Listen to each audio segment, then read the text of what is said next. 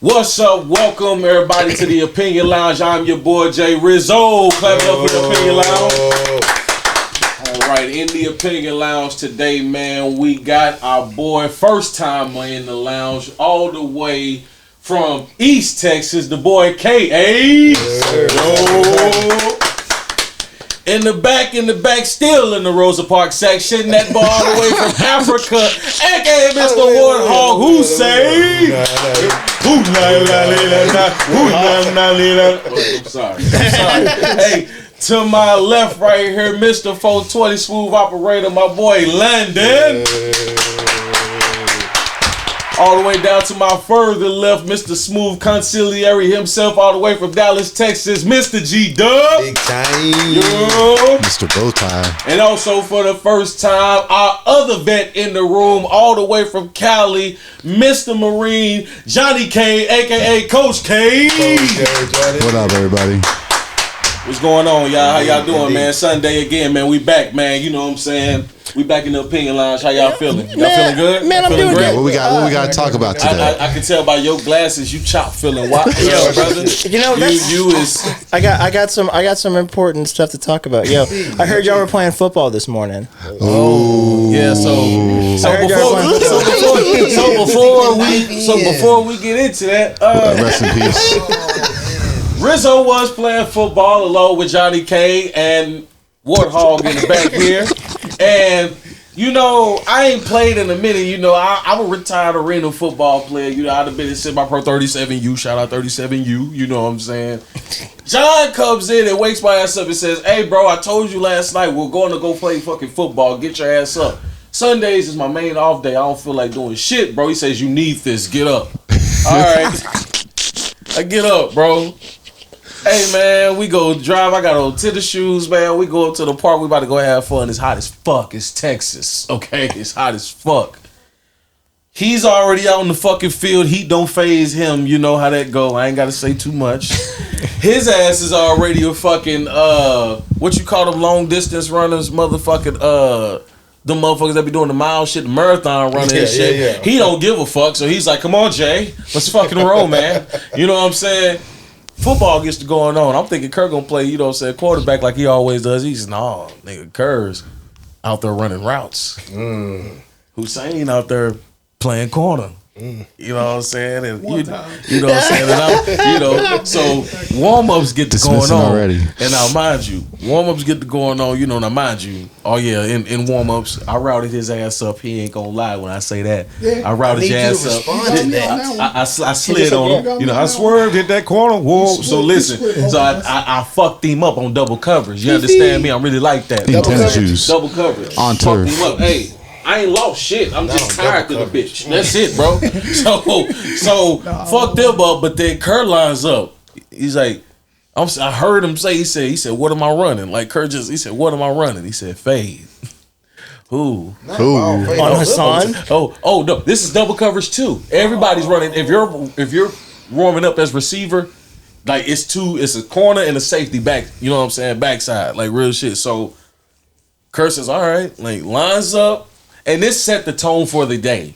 Because Kerr had a magnificent day. As you see in the group, nigga, they put his ass MVP. Okay? First time. So, I'm going to let you get off. I'm going to let you get off, Hassan. I swear to God. So listen, I promise I'm going to let him get off because he said he's had enough of this shit. You hear me? So listen. So Kerr lines up, and you know it was some press from the corner or whatever. You know what I'm saying? Like Hassan was like on his ass at first. You know what I'm saying? He got physical with him, but Kerr just kept it going, and bro closed in on him. Bro went up. If these two are like, this is Hassan, this the other dude, this Kerr. Nigga, he head over the bun top. Monster. 2 feet in too. Fuck both of them up. He mossed. Game starts. You know me, first play goes to Rizzo. I cut it for about a good 40. You know, I'm finna cut it up, you know, get us in, you know what I'm saying, scoring position, this shit. So, tired of shit. Get me the fuck out. I'm tired of shit. Off to the tree. But Johnny takes over. He gets to, I called his ass Dallas Clark, a.k.a. Adam Thielen today. Damn. That nigga was no gloves. Hall of Famer? No gloves. Damn. No gloves. Going in. Fucking him up. Hey. All I'm saying is Kerr had a motherfucking day on offense. Even got him a pick on defense. He had blown coverage one time, and I told your ass motherfuckers hooks and curls. Don't go to fucking flats if we're over there. Why are you chasing motherfuckers? Because a motherfucker went right there and caught like 2 passes. I'm like, bro, why are you doing that? He's 6'4". What the fuck happened when he sat still? Picked the motherfucking ball off just by sitting there and putting his hands up. Easy money. So I'm gonna let these two explain the rest of their day. But I'm gonna tell y'all that JR didn't score, and I could have, but I ain't gonna lie, nigga, because even the nigga was like, hey, you my primary. I was happy but sad he said that because bitch, I'm tired. Nigga, like, you know, I'm used to like, yes, give me the ball. Hell yeah. Today, after that, put it like this, after that first route. Shit, like, so yeah. Go ahead, Warhol. Go ahead and say your shit. I'm gonna go ahead and, you know. All right, man. Let's clear the air up in the air on this bitch. One, on the practice route. None of us was physical. Me and Wade weren't physical. We weren't. In the red zone, he could tell you word for word, he tried to run a dig route. My homeboy Wade blocked this shit. He said, hey, he's soft. And I knew he was soft. Yikes. And this is his first time winning MVP. You're talking about Kerr, right? Yeah, I'm talking about Kerr. He wants to talk like this is his first time winning MVP. And I can prove it. I have receipts. Oh, shit. I have receipts. First time in how long? In 2 years. Oh. You played with us for 2 years. This is your first time winning MVP. All right, Kerr. No. He got to keep going. Let this man get his shot. He got to fucking rip on. It's a therapy session right now. No, I'm tired of this because this is your first time winning MVP. Okay. And you see me win multiple MVPs. I don't say shit. I don't say nothing. I just keep pushing. Humble beast. I be keeping it pushing. Okay, then. I have went off before on that field, so let's not talk like, oh yeah, you did something special. I like you've been there. You've been. We gave you one catch. You caught it. Good. We ain't say much. You didn't say much. I'm surprised you talking shit now. On the field, you didn't say shit. You kept your mouth quiet. Jay Rizzo was the one talking for you, and he's still the one talking for you. So let's if you want to talk shit. I feel a lot of motherfucking heat coming from that guy. He's mad. G-Dog, because I've been hearing it from this nigga all day, bro. From Jay, right? From this nigga all day. You've been hearing it from Jay. Can I talk now? Go ahead. Kurt. Hey, everybody, let's go to Kurt. You know the terms actions speak louder than words. Back up a little bit off the mic. Go ahead, just talk. Yeah, go ahead. I'm just saying. Okay, so out of all the times we've played together, I'll give you the case. Yeah, Jay, you've been talking all that. The actions speak louder than words. Yeah. So, but out of all the times we play together, one, I'm always playing quarterback. So I'm always underestimated. I'm always underestimated when I play receiver on the field. Hold on. Hussein, he let you go. I'm always playing quarterback because y'all need a quarterback to throw the ball. Every time I step on the field and Brian and Kyle fucking it up, you guys always come to me to rescue guys out of a dig out. Don't do this. Okay. It's true. Another thing is we haven't played in months. Don't do this. We haven't played in months. Don't do this. Don't do this. Hey, let him cook. Let him finish. So I'll say this: like, I ain't talking shit, but I will say, like, don't underestimate anybody. Okay. I never said. Wait, No, you're mad because he's talking for me, but I don't need to talk. Oh shit! My actions will speak. Okay, now for the record, now let me just ask questions to clarify shit. Kerr, in your opinion, this is the Opinion Lounge. In your opinion, did you feel like you had a great game today? I had a great game. Okay. Was it on accident, Kerr? No. Okay. Do you feel as though that you could do that on a consistent basis if you wanted to? No. What I say? I'm being honest because here's the thing. Here's the thing. What I say? Jay. He knows me. He knows how I play. Jay, it's Texas. We haven't played in 8 months. You guys are out of shape. Yeah, bro, I told you. You guys are out of shape. Bro. I'm fucked up. So I'm gonna say this. I will say this. If it starts becoming consistent, give me my respect. Now Hussein, listen, he said that he played quarterback majority of the time, so you can't really say shit No, about that. no, He no, said no, the no, day no, that no, he no, come no, out no. a receiver, he fucked No, y'all no, up. That's what I heard. That's no. what I. G-Dog, we No. heard the same shit. No. The day I come out a receiver, I clear really this. play quarterback, but I came out here Here's and the fucked thing. y'all up. Let's Did you clear have this. a good game, and was he guarding you when you was having a good No, game? he was playing safety the whole time. I was playing safety. He was keeping I'm it always easy. playing safety. They never put me at corner. So all the catches, but none of them was on him. No, Oh yeah, he gets a point. he's playing safety the whole time. Rizzo had a great game. And Kurt I knows was just out of this. shape. Hey, Kurt. I had a great game, was but I terrible. will say when I play receiver, like you guys got to watch me because I will break off. Woo! You can't say that I suck at receiver. Woo! White boy got game. I never said that. I'm I just never saying. said I'm So that. he just said, saying. judge me a receiver. Forget the times that I played quarterback. If I'm a receiver, I'm on that ass. Like lion on zebra. Well, That's Son what he is said. saying That's that what he needs said. to pipe down. Yeah. That he got too much fluff in his buff because he That's- had one good game, Man. and you got to pipe down. And I'm just saying. I agree with that 100%. That's all I'm Because saying. I hate when I play against somebody and I bust their ass. We shooting pool. I done beat them 20 games, here we go. and they beat me with one game. Girl, motherfucker, I beat. Bro, what is we doing? You Thank don't want one game. Hey, mess around, win that one game, don't even want to play no more. Which would I do what you do for me last? No, I'm man? So going what you home, do about man. last? I gotta Come go on, home. Sit on man. that L, man. So I get it. Kurt, talk your shit though. No, I don't mind him talking his shit. I'm just saying I don't want him to downplay my game. I wasn't talking shit. That's all I'm saying. Is because Kerr knows this. I'm probably in my whole group chat, and he knows this. He will say it. I'm probably third or fourth best receiver on that field sometimes. When I go off, I go off. He knows this. Kerr can vouch for me on this. What I'm saying is just don't downplay my game. That's it. That's all I'm saying. And he had a good game. I'm not saying he didn't have a good game. I'm saying he did. What I'm saying is just pipe down. Calm Ain't down. gonna lie, third or Let's- fourth let's- receiver, he don't even get on the field. I didn't even say nothing. Yikes. I was gonna say it's only 3 or 4 on the field. Because there's better Two that athletes. start. And I'm to be honest, I'm one I didn't know why y'all I'm one of the think I best thought I wouldn't safeties. say nothing. That's that motherfucking field. If I lying Curry and What? Hussein, when he say it's other 3 receivers on the field that's starting, am I one of them motherfucking ones? When you Change show the up, blood. yes. Going the fuck off. He said when you show up. Because hey, you split the I'm I ain't gonna fucking lie. these niggas. Jay, hey, G-Dub, I ain't gonna lie. When Jay pulled up, we 2-0. we were warming up. 2-0. And he basically did something smart because me and my homeboy Wade was shading inside. I was playing closer to the inside, meaning when you have 2 safeties, I'm playing shaded inside closer to the quarterback. And he split us right down the middle. And I ain't gonna lie, that was a good play. And I even told him that. I said, hey yo, that's a good play. I was like, that's a good play. I was like, most receivers won't do that. Because I split them up like an unhappy home. I swear to God. Oh my God. Okay, listen. I'll give you that one. I split them up. I'll give you that one. I got, hey, Hussein, I got a question though. Side like 60, I got a 30, question 60 about the seconds. I group swear chat. to God. I Think of got a that. I mean, Why? listen, motherfucker trying to press me inside. I hit him with the.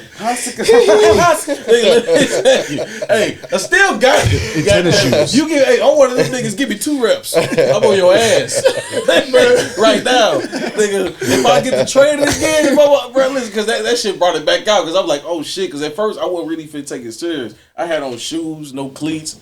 Then the man that was playing QB. Kyle.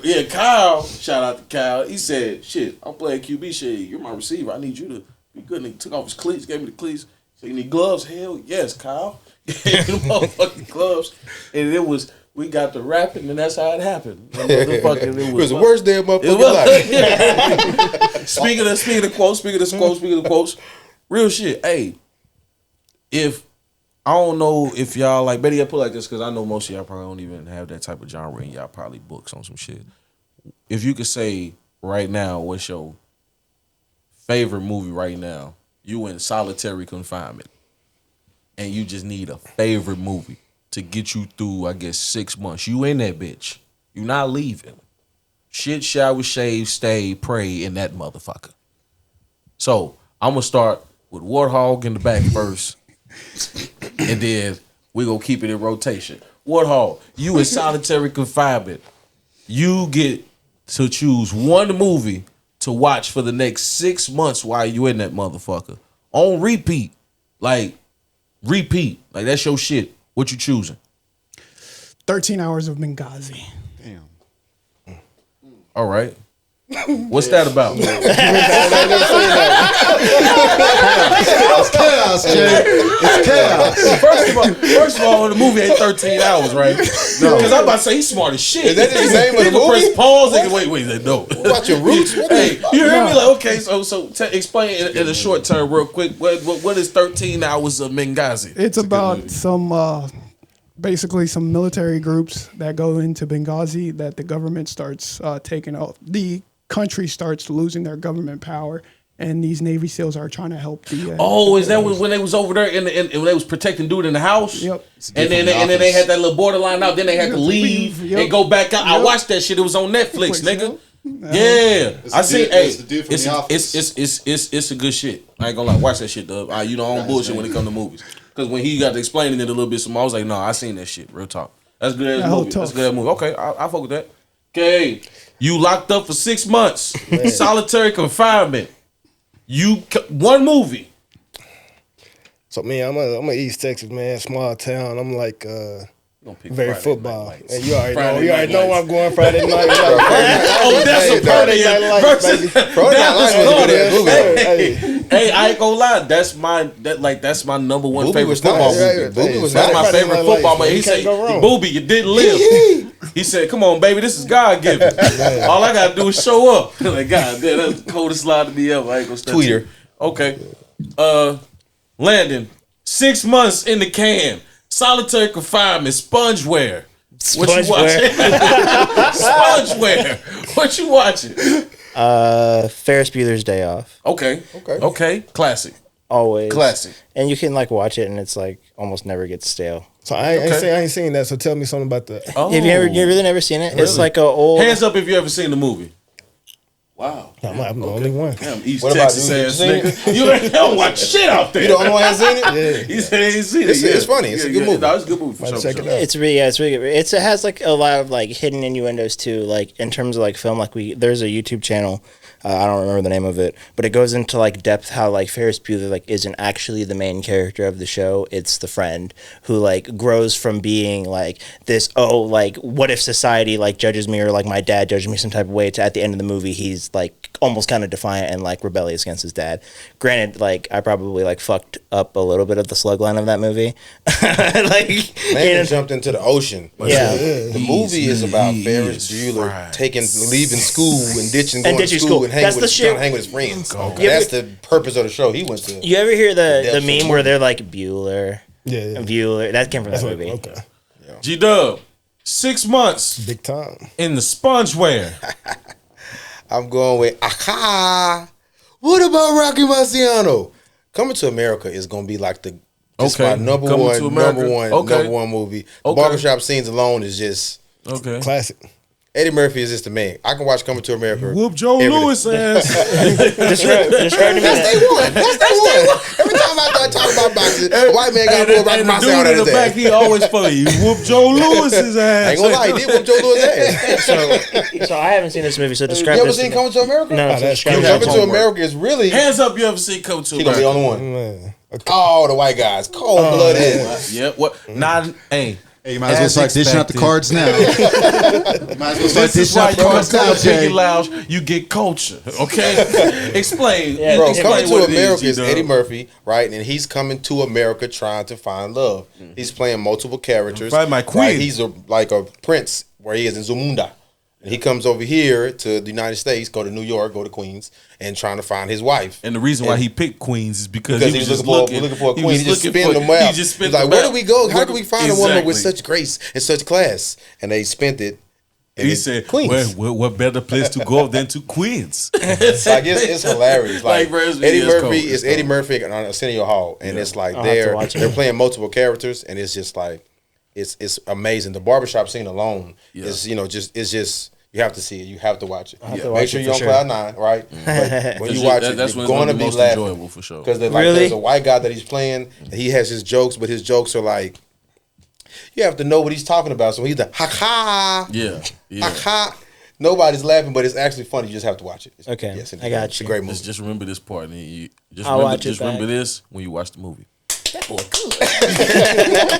Good and terrible. Good and terrible. Because that'll be me. Swear to God. Like, I believe the children I believe are in future. niggas, bro. I just believe it.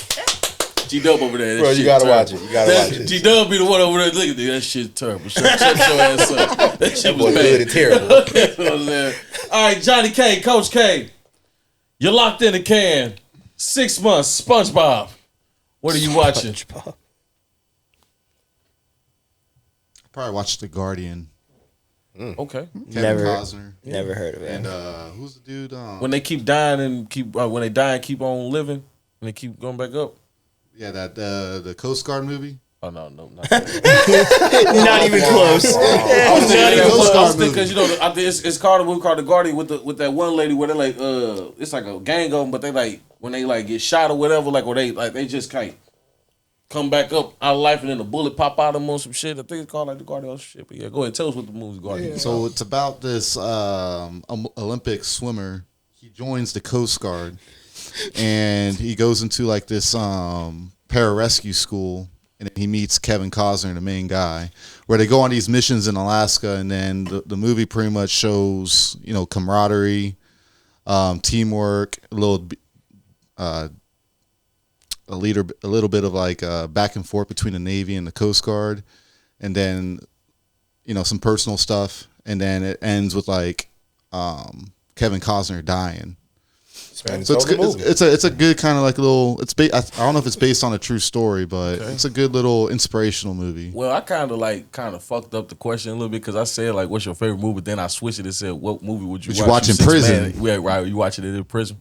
So I ain't gonna lie, my answer changed. I know what I want. If I'm locked in there for 6 months, Paid in full. and I'm at no, Damn. no, What we got? no, you ready? So we switching up Blood the and question? Bone.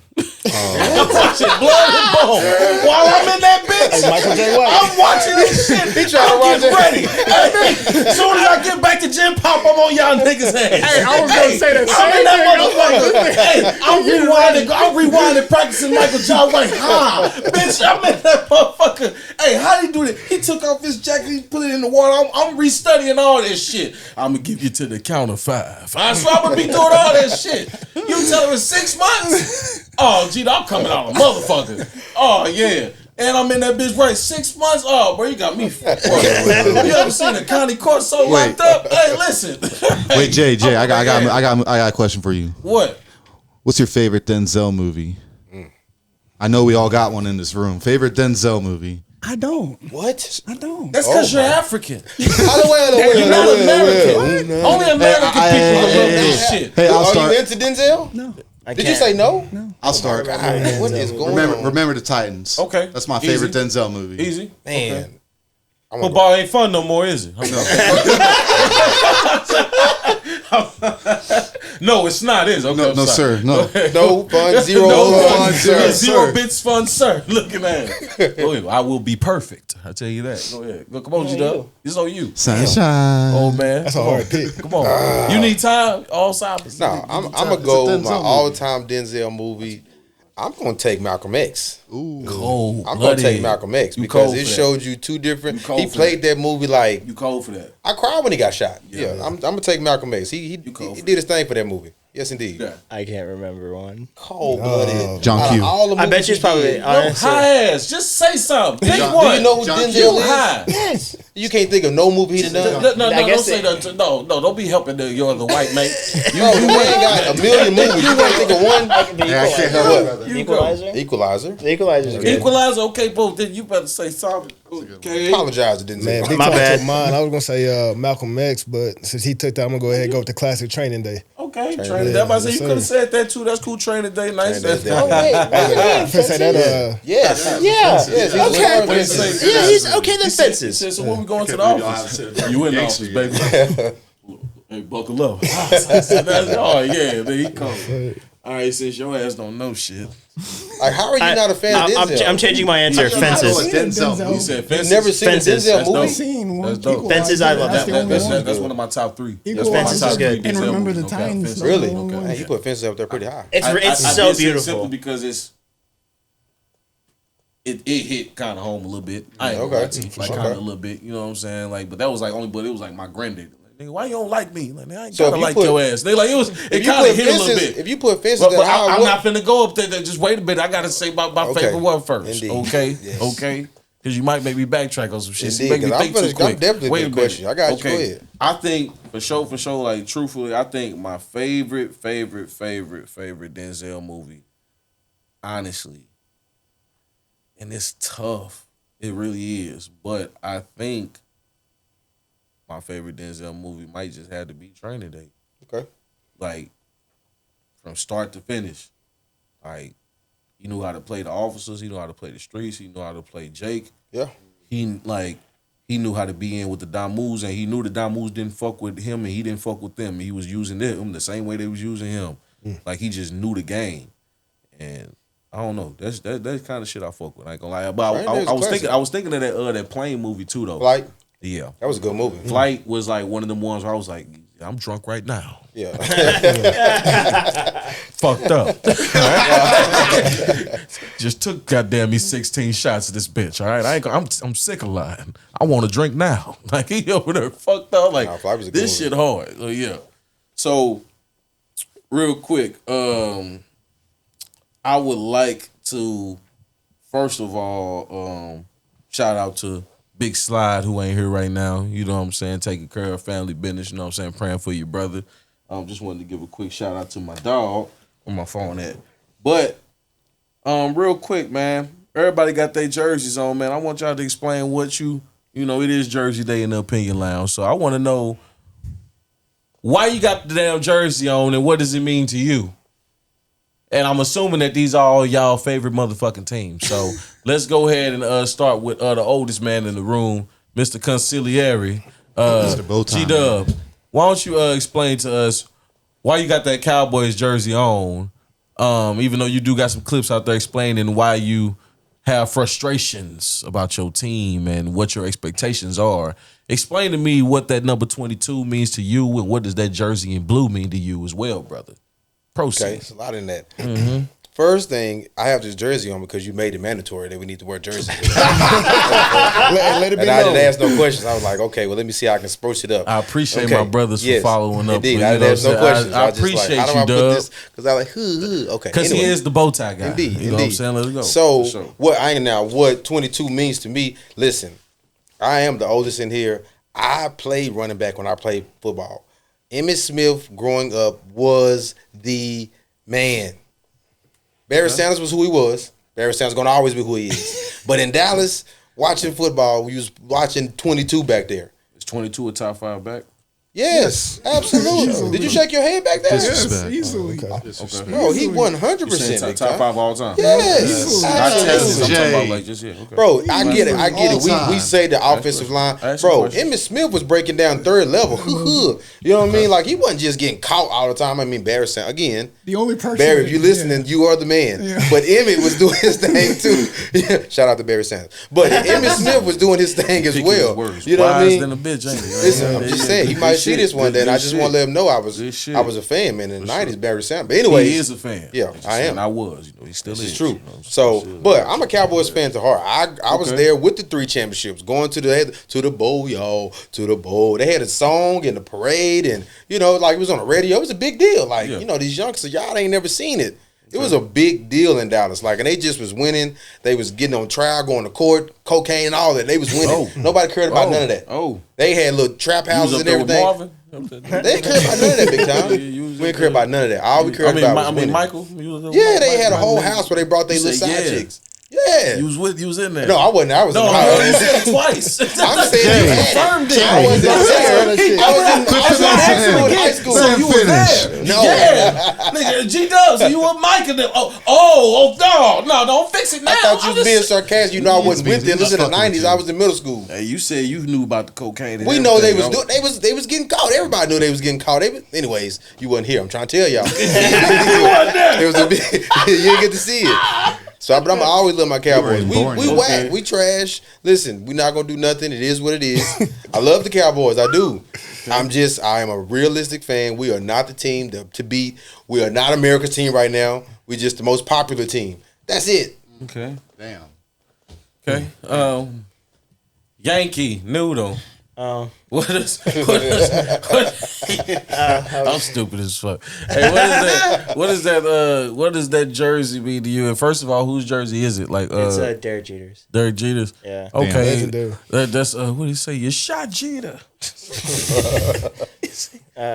say you should have shot Yankees relevant nowadays? Yeah, we're number one in our division. That's what they, bro. You ain't ever seen off Ted. I was talking about what he said. Oh, okay. What did he say? What did he say? He was asking whether Yankees relevant. Oh yeah, no, we're number one in our division. That's what I was. I don't follow baseball. We went through a little bit of a spat for a little bit. They're literally going into a debate right now, like who's having a better year, Shohei or Aaron.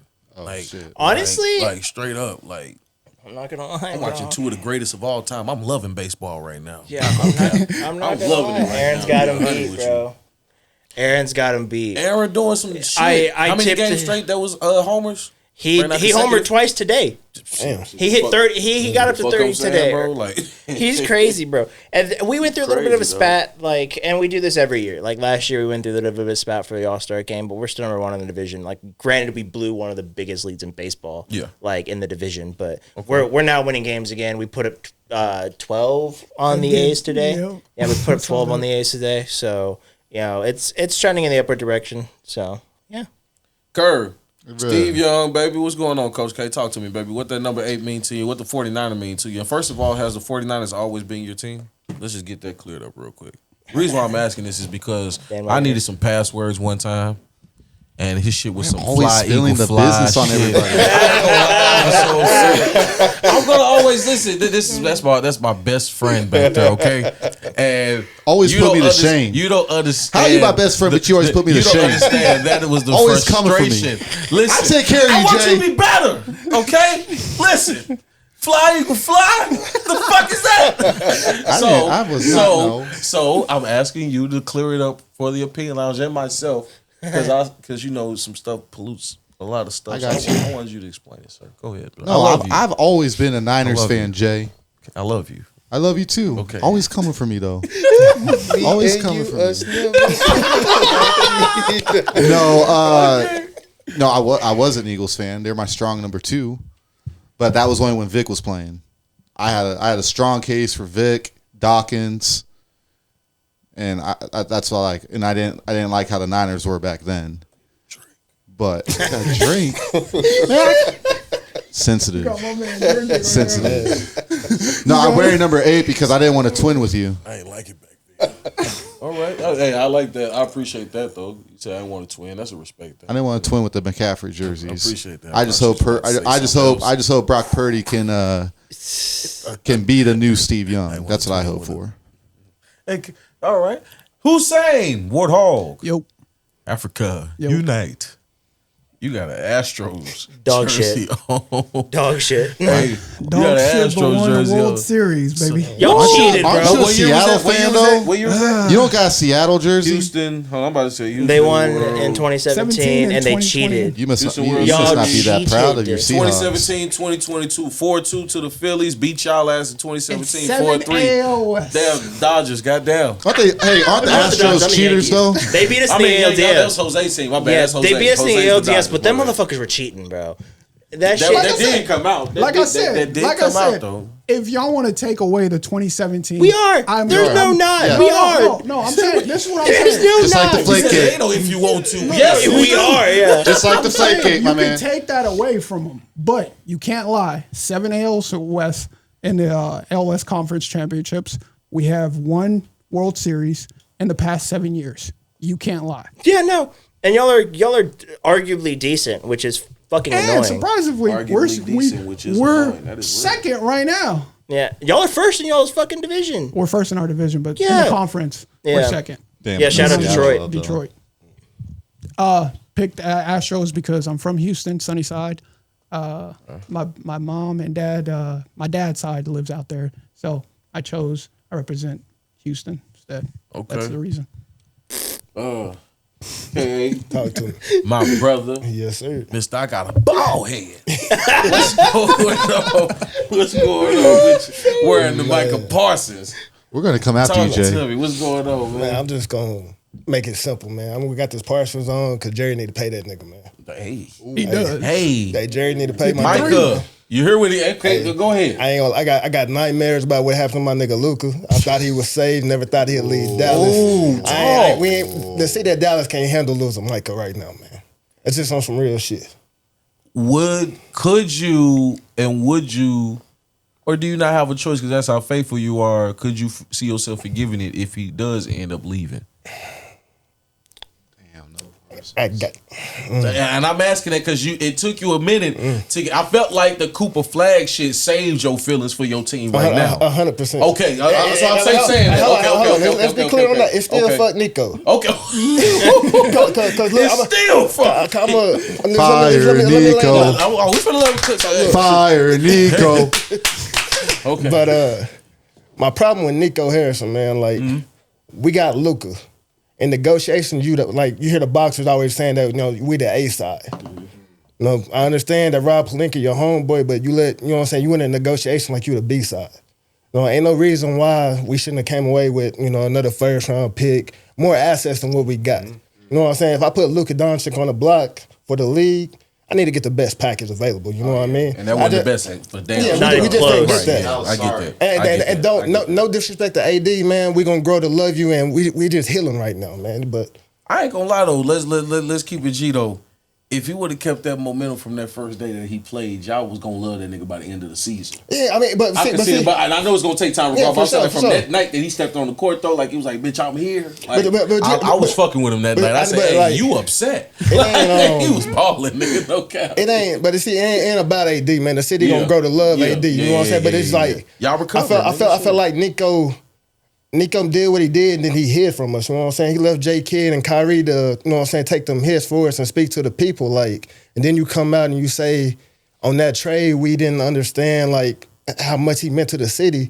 Like, even if y'all did, why come out and say that? You know what I'm saying? You pouring gasoline on the fire already. Like, you know what I'm saying? We running a business right here, and y'all didn't understand what Luka meant to the city. I know kids named Luka. Man, I heard motherfuckers saying that because he married or fucking up with the owner's daughter, so he's son-in-law. They worried about the goddamn casinos right now. So they basically said, "Here, you take control of this shit. You handle this shit, and we finna go do this over here." So I get that. That's your Cowboys. You know what I'm saying? Like that's your team for sure. And you saying Micah needs to get paid? Oh, for sure, man. Okay. Pay that nigga, man. Got a question. No, I have a crazy theory about the Mavericks thing. You want to hear this shit? Okay. So Said, they. Fuck me. No, you got another 49ers. Eat it, bro. I want the 49ers shit because it's bang, bang, Niner gang. Fuck everybody around this, man. Right. You dig what I'm saying? We're going to the motherfucking ship. I ain't gonna talk no shit this season because it's expected out of all these niggas, and they know what time it is. That's why they don't want to hear shit from me because I'm a professional shit popping this motherfucker. I wear number 23 because McCaffrey coming back from a motherfucking injury, and he coming back gonna look like Superman again. Offensive player of the year again, best running back, dual threat in the backfield again, and that's why I'm rocking this shit because it's bang bang 90 gang and fuck all. Wait, hold on. You said that's why I said. You said best running back. You gonna take him over Saquon right now? I don't know. Yes. No. This is what. Yes. You said best. Christian McCaffrey is better than Saquon. No, fuck that. Fuck that. Christian McCaffrey better than Saquon. Okay, let me answer. Stand on it. Christian McCaffrey better than Saquon. Let me answer it. Okay. Honestly, in my opinion, this is the opinion lounge. Healthy CMC, in my opinion, is better than Saquon. I'm not now. If you're talking about coming off injury right now, you talking about is he better than him right now? I ain't gonna tell you that. I ain't gonna be stupid like that and say like, yeah, no. Do you see what Saquon? You on the Madden cover. Doing some shit ain't nobody else. You know what I'm saying? No, for what he just did, doing that shit though. That shit was crazy. Man, McCaffrey as opposed to him running the ball just like every other player that's been on the Madden cover. They have this man doing a move.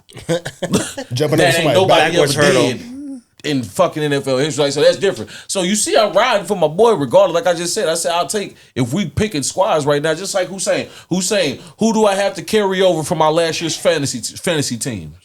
Christian McCaffrey. Straight up, I'm riding with you, dog. So yeah, that's why. That's what I'll say. Yeah, I'm going on with your motherfucking Maverick theory. Another little side note: we should do an opinion, not fantasy football league. That'd be Y'all fun. not ready for that. Y'all want to do that? Let's do it. Let's do it. Let's do it. Well, there's okay. No. G-Dub, go ahead. Just participate, but you like computer. But that's G-Dub to you. Just a guaranteed dub. I don't like the fantasy football team. G-Dub. I don't like it. I don't like it. It's not for me. I don't want to have to root against my team and root for somebody else to do good against my team because I want him to get some points. I want to just watch the games and just love what I'm watching. Just because I don't like what you got to keep up with it. People. I don't like that. I don't like all that. I like reality. I like the typewriter. I want the typewriter. I don't like all this little numbers shit. I don't like. I want to watch it. People. Fantasy. It's reality. No, that's crazy. Anyways, back to the Dallas Mavericks. So y'all want to get to it though? You saying you want fantasy league for real? We could do that. Yeah, fuck yeah. Why not? Got down. I'm gonna win. I mean, you know how it goes. You ain't winning any of them yet. You ain't winning any of them yet. We gonna get a bucket. We gonna get a bucket. We gonna put something in on it. Yeah. So this Maverick theory, right? Obviously, like this is pre-draft, right? Obviously, is the Luka trade was designed for them to move to Vegas? Was for them to come to the NBA commissioner and be like, "Hey, the NBA fan, like our fan base with the city of Dallas is just so far beyond repair. We would like to relocate to Las Vegas." And like that's the angle how I kind of see it, like as they did it. But obviously, like the draft happened and they did draft the way they did. Yeah. So like that kind of a little bit puts a damper in it. But then that quote that he said where he's trying to make him uncomfortable, kind of, Mm-hmm. So I can fuck with that. I can see that. I mean, I do want to switch up on sports though, because you know what I'm saying, I was watching that goddamn. By the way, did y'all see that knockout last night? UFC fight? Oh my! It was beautiful. That's what you call come looking for churches and got Popeyes. Wayne Dang, that man. Hey, listen, bro. Was it Illy? Hey, man. He did what they was showing on the goddamn highlights. You know, he predicted. Exactly. Like all they finna do is just add that clip in. Hussein, like Hussein that's called crazy. Illy though, didn't he? Like he did. He said that He shit. said I'm calling Illy like bro. So, but I was watching the boxing shit too, right? I watched Jake Paul versus Julio Cesar Chavez Jr. too. I'm sick of. Okay. That's what I was gonna say. Now listen. I've seen his bullshit fights, right? He's always had 2-minute 8-round bullshit. Yep. Yesterday was his first real boxing match. He had to go 10 rounds, 3 minutes with a legend son, and he was a former champion or whatever. Right? I can respect it now because I feel like because now he's a ranked boxer now. Like they said, like if he was to win that fight, he's gonna be ranked in the WBO, WBC, and the WBA. Yep. So he just won that fight. But I'm not gonna lie to you. Most of the fight, it seemed like Cesar Chavez wasn't trying to like box back for real. But when he did, he was fucking bro up. Like the last 2 rounds, like he was going for that shit and he was connecting. At one time, he wobbled his shit. Like I want y'all to like watch the highlights of the fight. Like it's gonna show y'all like he was throwing flurry punches and like Jake got caught a few times, like wobbled on some shit. But Jake was just more active, like, cause he was like, even in the ring, you could tell he was the bigger fighter type shit. You know what I'm saying? But I say that to say we got Bud against Crawford. No, Bud against Canelo. Well, you know, I say Crawford gonna win, but Crawford versus Canelo, and that's coming up in September. So, real quick, if you know what I'm saying, if you got money on the line, you know what I'm saying, you saying like you finna pick somebody, you know what I'm saying, What's it gonna be, big time? Is you picking Canelo or is you picking Bud to win this fight? I'm going with Rudy's friend across the street on the Cosby Show. I like Bud. See, these youngsters ain't gonna know that reference. I like Bud. Rudy had a friend on the Cosby Show. That was his name. My name's Bud. They don't know nothing about it. They don't know nobody. It went right over their head. Right over the ear. Airplane joke. It's all right, dog. It's all right, dog. I'm 100% taking Bud. You taking Bud? Okay. Absolutely. Who you got, Landon? I don't know. I don't even know him. I'm not gonna lie. I don't know what the fuck these niggas talking about. I be smoking my shit. I didn't even know Jake Paul fought last night. See, the bullshit. He said, "Nigga, I was high as hell when they was fighting." I didn't even realize they were boxing. Yeah, man. T-Said fight somebody real. I'm not trying to hear that. You know, I've been saying fuck it lately. Go ahead. Honestly, bro, I don't know. Like boxing kind of isn't like a UFC is taking over. UFC is better. It is. Like it's just more action. Like obviously the UFC. They just get paid more. I don't know. They just get paid more. I ain't gonna say it's better, but I feel like it's in a better spot because you can't duck. Like the best got to fight the best. Yeah. Because of what Dana and them, but that's why I feel like boxing's about to change because that's what the dude out there, and I think Saudi Arabia, whatever it is, he doing it. I mean, Dubai, whatever the fuck they at. Shit, I'm finna say Turkey. He out there doing Turkey whatever Sheik, shit. yeah. I don't fucking know. Sheik. Hey, man, shout out to the dude with the big do-rag on that's telling these niggas not to run when he come out there. If I book you for a fight, ain't no running. You better come here. It's going to be knockout bonuses. That's what he said. So whoever that dude is with the nice, clean-ass robe with the big-ass do-rag to match the shit with the fly-ass saddles, nigga, you cold as fuck. But that's what's for the change the sport of boxing back to getting on some action shit because that running shit is dead though, and you can't like hold on to titles like that like no more and shit like that. Like hell, like I just seen a fucking interview where Tom Aspinall a few months ago was like, bro, I'm gonna make John Jones retire without even fighting him. He ain't gonna want to fight me. This was months, like hellas ago before we even knew about this shit. While John Jones was the heavyweight champion. And I'll be damn. Like, and I believe Johnny is the greatest fighter of all time, but the nigga straight retired before he fought him, and now he's the heavyweight champion. Like, that's probably like the coldest statement in UFC history, like probably right now. He like, honestly, against the GOAT too, and it happened. I'm gonna make John Jones retire before I even fight him. Is that a knock on John Jones' legacy? Absolutely. Yes. It looks bad. And I speak up for the I'd have been on this side through the cocaine, through the steroids, through all the shit talk, through the drug driving, hit runs, the attacks on. And listen, I've been there. So you look at John differently now? No. Nigga, I just think if he walk in this room right now, I'm still, hey, how you doing? How you doing, sir? Yes, sir, Dean Kane, sir. How are you? You know what I'm saying? Fun, yeah, sir. no, I ain't changing shit. But as far as shut up, Kurt, look her back there, fucked up. No, I agree. But all I'm saying is like, as a fan though, like if he was to sit down, like if as long as he calm. If he's sitting down, and like we rap it, I'm like, I ain't gonna lie, bro. I fuck around try to egg it on. Like I'm gonna tell him like as a fan, like I ain't gonna lie, Johnny. Like I don't know why you retired, bro. You know you gonna beat his ass, bro. Just do it. Like okay, it ain't gonna do shit to you, but this dude called you out. Ain't nobody else gonna call you out after this. This is literally the last fish. Like ain't no other fish left. I get that's how you looking at it, but bro, he's made a case for this shit, and ain't nobody else in the heavyweight division fucking with bro, but you. And you just basically said, fuck that. Like, I'm better. Show us that shit, because you've been doing that shit your whole career. Bro, we knew after the first fight your ass was better than Daniel Cormier. Why the fuck we had to see it 2 more times? Right.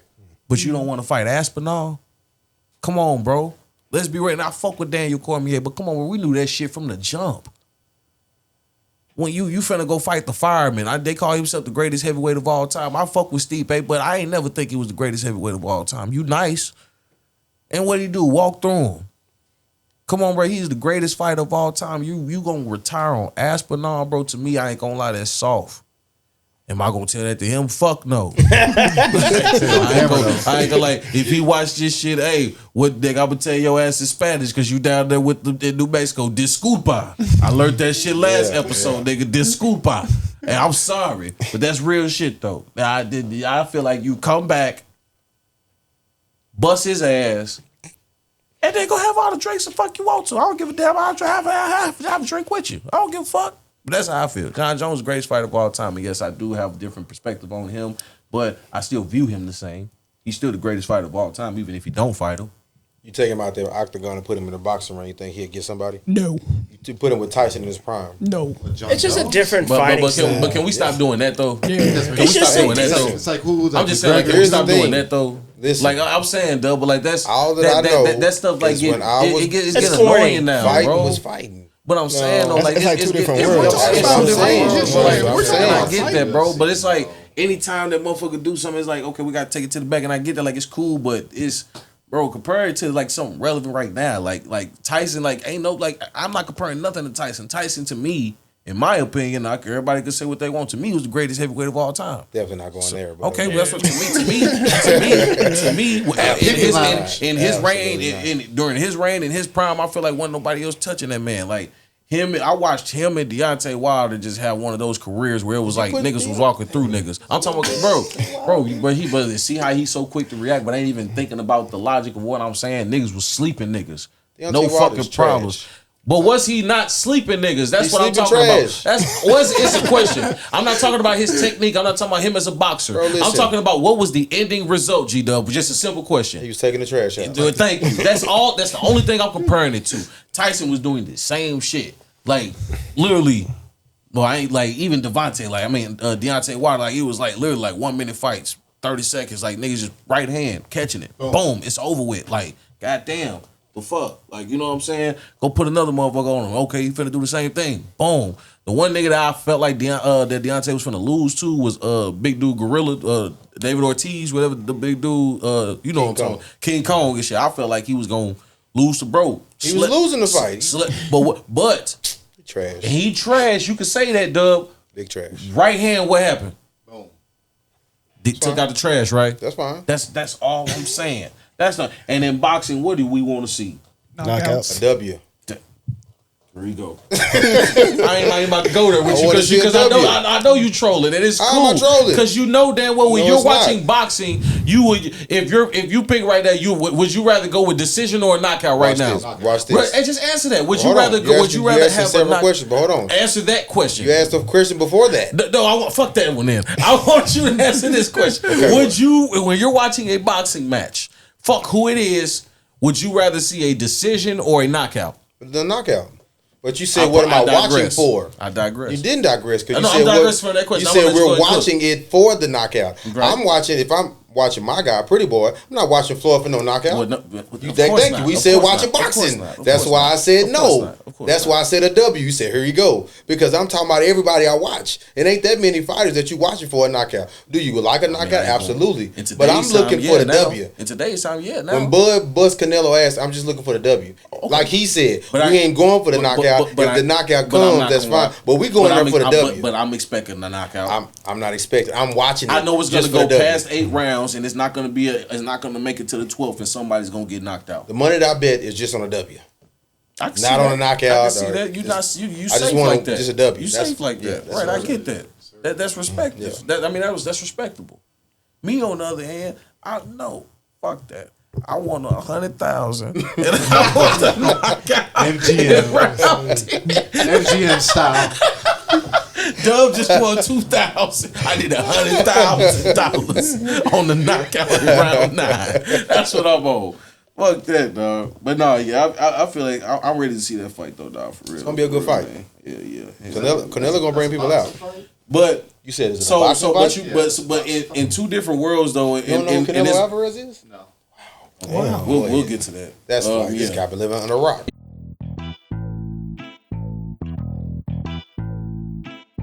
What's up? It's your boy Jay Rizzo. Thank you for watching this episode of The Opinion Lounge. Real quick, if you would like to be a sponsor of the podcast, please hit us up at theopinionlounge@gmail.com.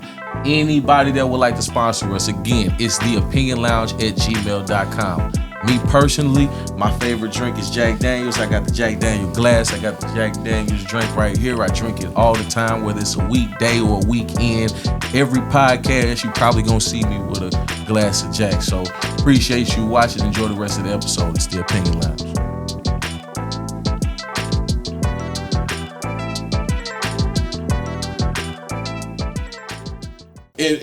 On both sides of the spectrum, though, when you think of Canelo and Bud, they both kind of fall into the line of question I was about to ask next, which is, what makes you a legend?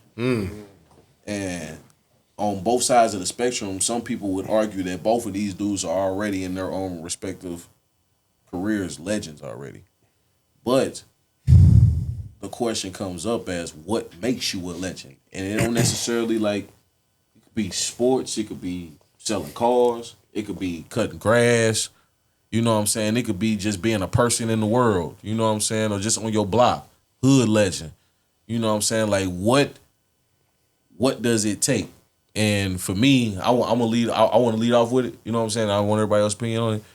With me, when what takes you to be a legend is moments that last for like centuries, probably. Like, you know what I'm saying? Motherfuckers that just can't stop telling that shit. You know what I'm saying? Certain characteristics that probably can't never get, you know what I'm saying, what's it called, recreated. Like, you know what I'm saying? It could probably be what's it called? Never imitated. What's it called? Well, like, you know what I'm saying? Like, it could be replicated in other ways through other people, but they always gonna know who the originator was. That's the legend. You know what I'm saying? Oh, you talk like such and such. You play like such and such. Yeah. He remind me of such and such. That's the legend. You know what I'm saying? When your name gonna ring bells and stay there for a while based off what you did, how you did it, and what they remember you for, to me, that's what make you a legend. Like I said, it could be in anything, like even in podcasts. Like what did he say? How did he say it? What was they talking about?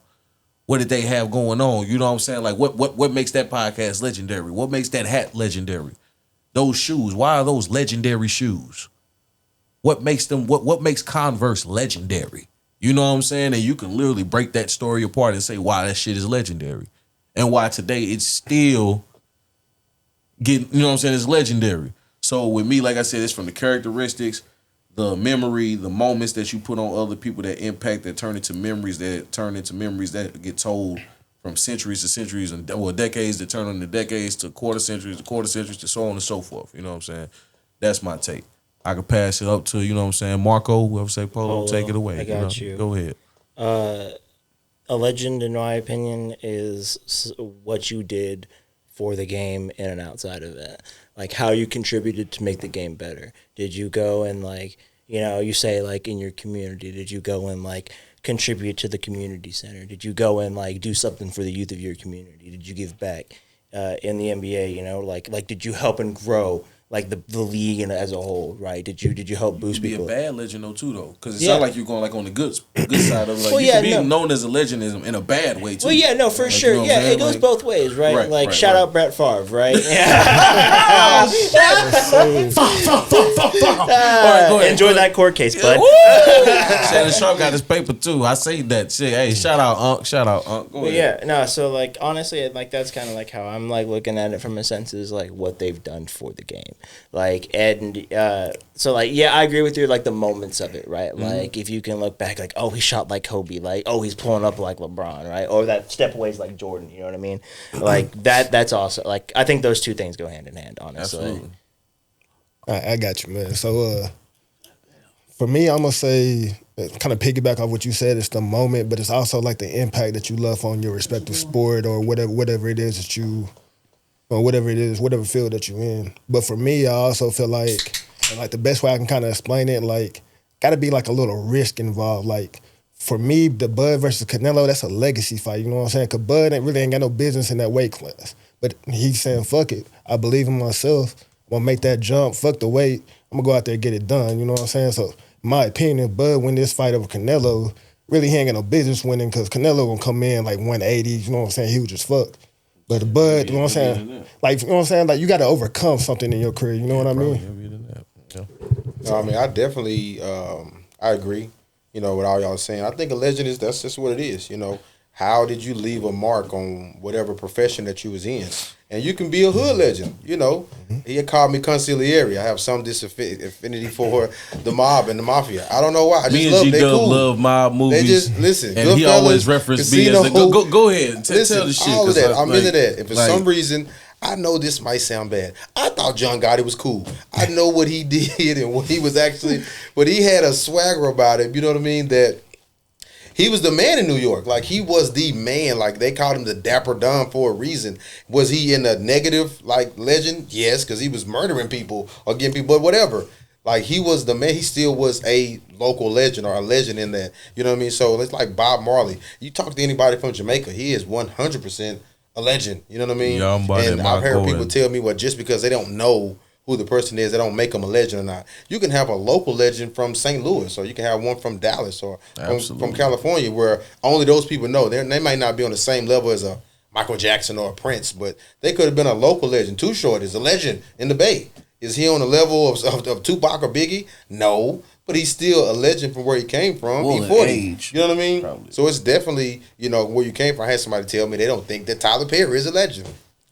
That's just interesting to me. When you take where he came from and everything he amassed from where he came from making stage plays, anybody that's in the stage play era, how could you not at some point mention that guy 20, 30, 40, 50 years? Like, well, this guy did this. Now he has a whole studio at his own. He just going to make the movie outside. He ain't got to go to Warner Brothers. He ain't got to go to MGM. He ain't got to go to none of them. Man, net worth is 1.4 billion. What are you talking about? Somebody said that Will Smith wasn't a legend. And he only 55. What are you talking about? Y'all had me hot with that Jamie Foxx, man. I don't listen. Man, that's a Texas legend. But a lot of people have absolutely either agreed or understood why they don't think he's a legend. He's one.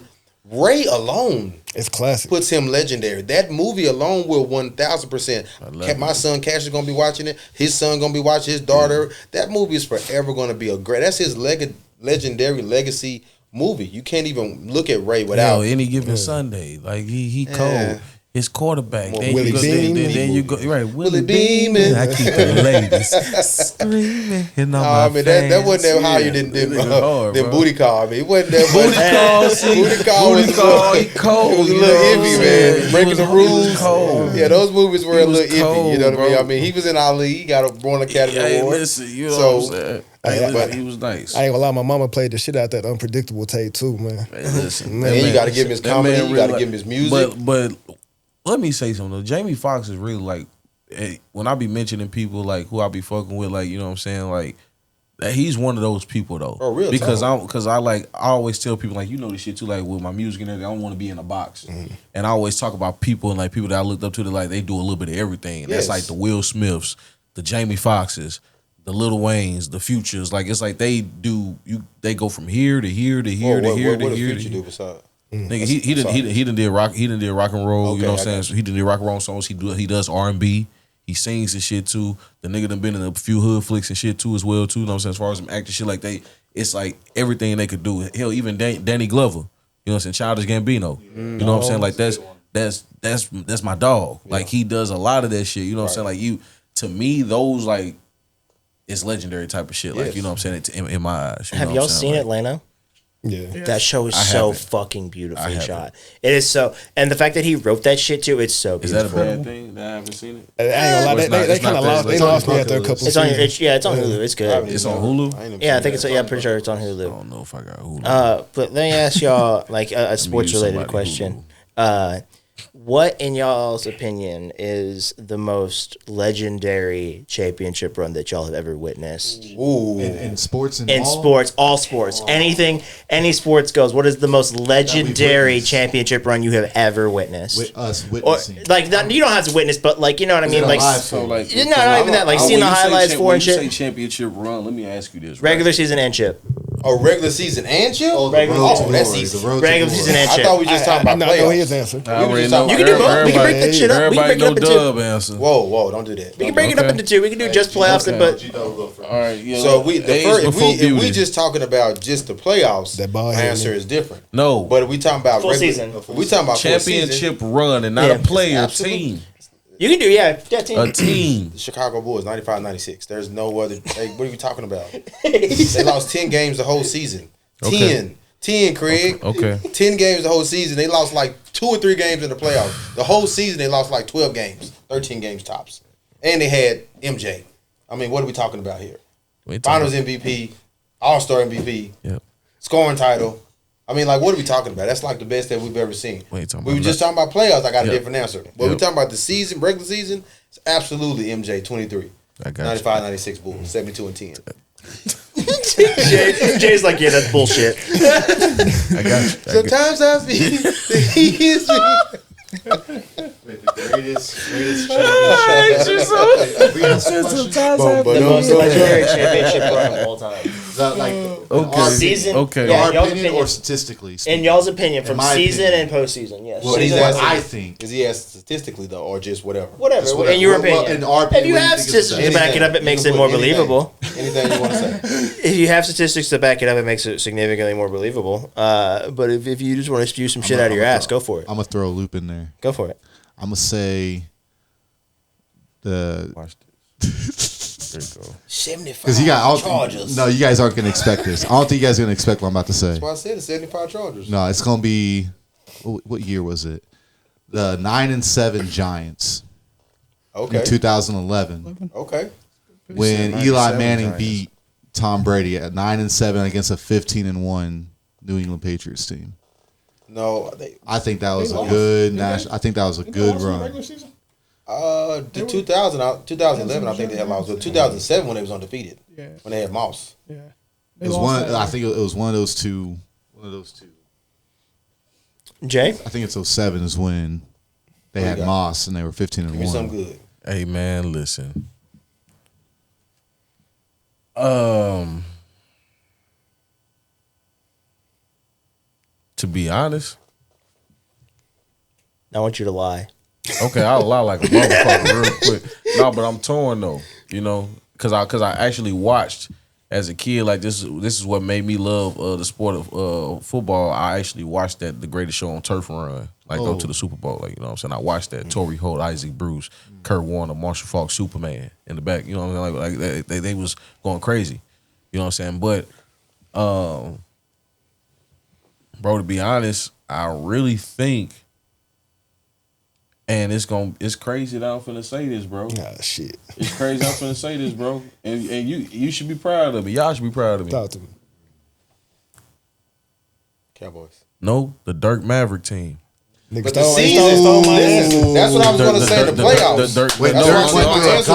No, because what they did got them to the season. Like, I mean, what they did got them to the playoffs or whatever. So once they got there, like whatever, like to me personally, bro, like that playoffs. I give you the playoffs. Like watching that team, bro, and I can make up all the excuses I can for my dog 6. Like in the jersey, like, 'cause that's to me that was the not that version, not that version, but I'm saying like LeBron, like Miami LeBron is the greatest like LeBron version to me, like, you know what I'm saying. Okay. So watching him go through what he got through to get there, he needed that because he went through some teams. He went through some teams 100%. To get there. You know what I'm saying?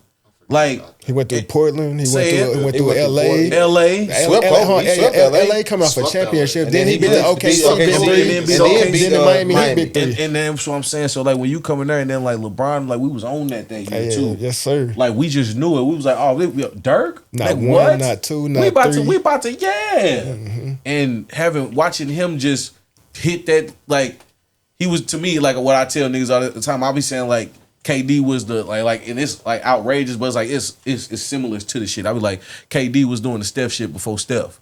The reason I was saying it because we was calling KD Mr. 35-footer, like pulling up as soon as he got past half court. Foul. You know what I'm saying? This before like we knew like Steph was like really like that. When once Steph got in, like we was like, goddamn, like he's shooting from everywhere. Right. That's how I feel that's how I felt watching like Dirk and watching Luka now. I was like, damn, yeah, he like Luka doing that Dirk shit. You know what I'm saying? Like that slow little shot shit. It's like you ain't blocking that slow ass release and he splash. Bringing them damn near all the way from the back of their motherfucking head. Nah. And we traded. And it be splash every time, bro. And I watched them do that shit on LeBron and Bosh like consecutive. To me, bro, that's the best championship run to me. Like from boom to boom, that's what I see. That's a good one. Like for real. About that one. Like straight up. Yeah, that was mine, man. I mean, I give you that for the playoffs, just not that for the run. season, not for the regular season. You proud of me for that take? You proud of me for that take, man? I appreciate that because I'll never ride with Dallas. You know what I'm saying? I like Dallas. Hassan, take that go for it. If you say some Houston Astros shit, I swear to God. The greatest run was when we got our independent. Oh my God! He don't like you, Hussein. Oh my God! He really don't fuck with you, Hussein. I know Jay don't like me right now. I love you. I love the hell out of you. You better look out. He has bamboo stick I would that say tree. my Seattle Seahawks first Super Bowl. Which one was that against? Was that against Denver? Yep, when we dominated. Oh Denver, 48-6. 48-6. Yeah, they beat the hell out of them. Legion of Boom. 49ers. The NFC Championship game was a really good game. That whole season, we had one of the best defense. Was that the Crabtree and Sherman game? Yep. Shit. No, they would try to go sorry wide receiver like that. Yep. Shit. Why you bringing up old shit? Hey, Hussein. Why you even had to go there though? Hey, Hussein. I'm about to make you cry though, Hussein. Up, man. I'm about to make you cry though, Hussein. Who asked that shit? Tell us that Sherman game. Who said that? Your ass. That's Sherman game. Yeah, boy, you knew it was. Hey, Hussein. Y'all niggas ain't shit, Hussein. bro. Y'all still didn't run the ball though. Yeah. Again, they still got a chip. Again, still got to take it easy. That play, He didn't run the ball. the running the ball 1 yard not line. the problem. Marshawn at the one. Listen, G-Dog, it was. As a Seahawks fan, it was. hear me out. Hear me out. No. I absolutely understand giving the ball to him at that moment, 100%. Okay. Okay, I'm a running back, so obviously, the problem was the execution. Okay, I agree with that. That was the problem. The problem was had he not made this a robotic timing route without seeing it before you throw it and wait just 1 second, right? That man is crashing down. He waits 1 second. That man is crashing down. He has Marshawn Lynch at the top on the flat. He could have ran it in. He had other options. The problem was not the play call. It was the execution. We would all agree, yes, you want to give it to beast mode. He had just got him there, 100%. Let me ask you a question. Please. As a football player, who played football before, would you say Pete Carroll was going too cute on that play call? I think that what he was trying to do is everybody in the entire galaxy thought that Marshawn Lynch was going to get the ball. So I think that what he was trying to do is give us something a little different than what everybody thought, which is retarded, right? But the problem still was the execution. I feel you there, but there ain't no way we at the win and Marshawn don't touch that bitch. No. I don't give a fuck if we run it 3 times in a row. Marshawn absolutely, but that happens. I mean, there's a lot of times you have a good running back and they throw the ball down there, and sometimes they execute it. It happens. A lot of times they score too with their goddamn meat power back, and I'm gonna say this too: ain't no motherfucker, man. Listen. I appreciate you sticking up for Coach Pete Carroll. I'm not sticking up for Coach Pete Carroll. But that was not what I said. Can y'all let me finish? No, I didn't. I'm not sticking up for Coach. The only reason why I said that is because you said it wasn't the play call. It was the execution. So who made the play call? Coach Pete Carroll. So what I'm saying is you saying that it wasn't his fault because he wanted to make the play call. You said it wasn't the play call. Hear me out, Doug. I heard you. I got you. 100%. Okay, so you saying Pete Carroll was wrong. It was the execution. That's what you saying, right? Okay, that's what I said too. You said I was. You said trying to help you. You sticking up for Pete Carroll in a way. It wasn't no him. He called the play, but you got to play better. That's what you said. I'm not sticking up. Because before you ask that question, Pete Carroll runs a running play to Marshawn Lynch and he fumbles the ball. That's on Marshawn. All of it is the execution. Right, absolutely. So once the play leaves the sideline, it ain't on the coach. So I'm saying the same thing. So it ain't Pete Carroll about the play call. Right. It's the execution. And you said it wasn't Pete Carroll's fault. Neither one of them be Pete Carroll's fault. Right, okay. If Marshawn fumbles on the one. All I'm saying is this, bro. Listen, Marshawn Lynch ain't fumbling. True. I'm not denying that. Straight up and down, bro. times. Marshawn Lynch not fumbling. You can say what you want. Everybody knew that Marshawn was finna get the ball, and guess what? He didn't. And you know what? They was ready for that motherfucking slant, and that motherfucker got picked off. You said that he was trying to do something different than what everybody expected to know. Nigga, no. The play was felt there. like he was trying to make Russell Wilson look good. I stand on it. Basically, here's the thing. Watch this. Hold on. Watch this. Let's say the coach is trying to make Russell Wilson look good. MVP. Do you think MVP? Pete Carroll is trying to make Russell Wilson be the MVP. Do you think that Russell Wilson don't want to be the MVP? Yes, he absolutely wants to be the MVP. Right. So the problem wasn't the play call. The problem if Russell Wilson just takes a second, because it was a time where he just hiked it and just threw it. And Butler had already seen it, so he was just shooting. All he had to do is just take a second, because in those plays, you got to see it before you throw it. Man, and if you're paying attention, I feel like Peyton would have said, "No, we giving that to Marshawn." Marshawn. No, absolutely not. I feel like Tom would have said, "We giving that to Absolutely Marshawn." not. Still could have audible. I feel like any other elite quarterback, they would not. when they have Watch that this. type No, of player in no. the backfield. Hold on. Hey, we about to do this slant route to such and such. Hey, coach, I ain't gonna That's lie, we not got the true. one. Hey, Or even go out there and just audible. No, Have you ever heard? I'm finna hurt Still you. could have audible. Have you ever heard Marshawn talk about that play though? Like when Russ called the play and everybody turned to look I at agree. Marshawn. I'm not like, disagreeing with that. I'm just saying the execution was the problem. I was gonna bring that. Because here's the thing: when the Patriots beat Seattle, they had a good running back. He might not have been on Marshawn Lynch, but he wasn't that. He was a 1,300 yard back. But what they kept doing? They kept going to Julian Edelman on the 1 yard line because he kept killing them with that route. So it ain't got nothing to do with the elite quarterback. It's a matchup. So it's the execution. Because the first time they ran that play to Julian Edelman, he dropped it. They came back there and ran it again through the same route, same play. They didn't run. They was on like the 2 yard line. But if we're talking about matchup in that game, you're not gonna. I'm gonna tell you right now, Marshawn Lynch was killing them. No, I'm not denying that. Let me ask this. I know you compared that to Julian Edelman. Who the fuck was the wide receiver they were throwing to? They was throwing to Julian Edelman. No, I'm talking about the Seahawks. They had your boy. They had Curse and Bowman. What's his name? Baldwin was straight. They had Baldwin and they had Lockett in the. They had 3 receivers, and they still had Marshawn Lynch out the backfield. You look at that play out the backfield to the top. He's wide open. He's wide open. It's not like it was just this terrible play. Like, oh my God, there's a game we used to play back in the day. Y'all might know about this. Tecmo Bowl. Somebody can pick your play, but if you were good enough to maneuver out of that with Barry Sanders or Bo Jackson, you was out of there. Man, it's the execution, bro. We get that, Doug. But all we saying is common sense. Like at that point in time, bro. It's like the Texas game. Like you said that the whole world knew that Marshawn was getting the ball, Absolutely. right? Like, you know what I'm saying? Oh, we thought. Right, you feel me? Like, if you was putting money on it, hey, Marshawn finna score this shit, I'm cashing in right now. You know what I'm saying? That's all we saying. I'm not denying that. I'm not disagreeing with that at all. Because all we say is like, yeah, it's about the execution. We understand that Russell should have made a better play. Factual. Absolutely.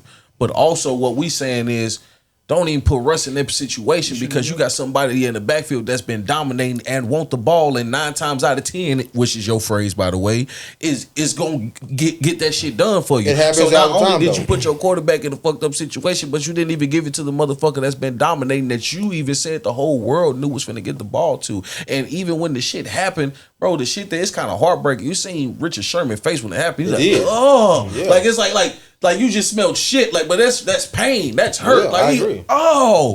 Like, what the fuck?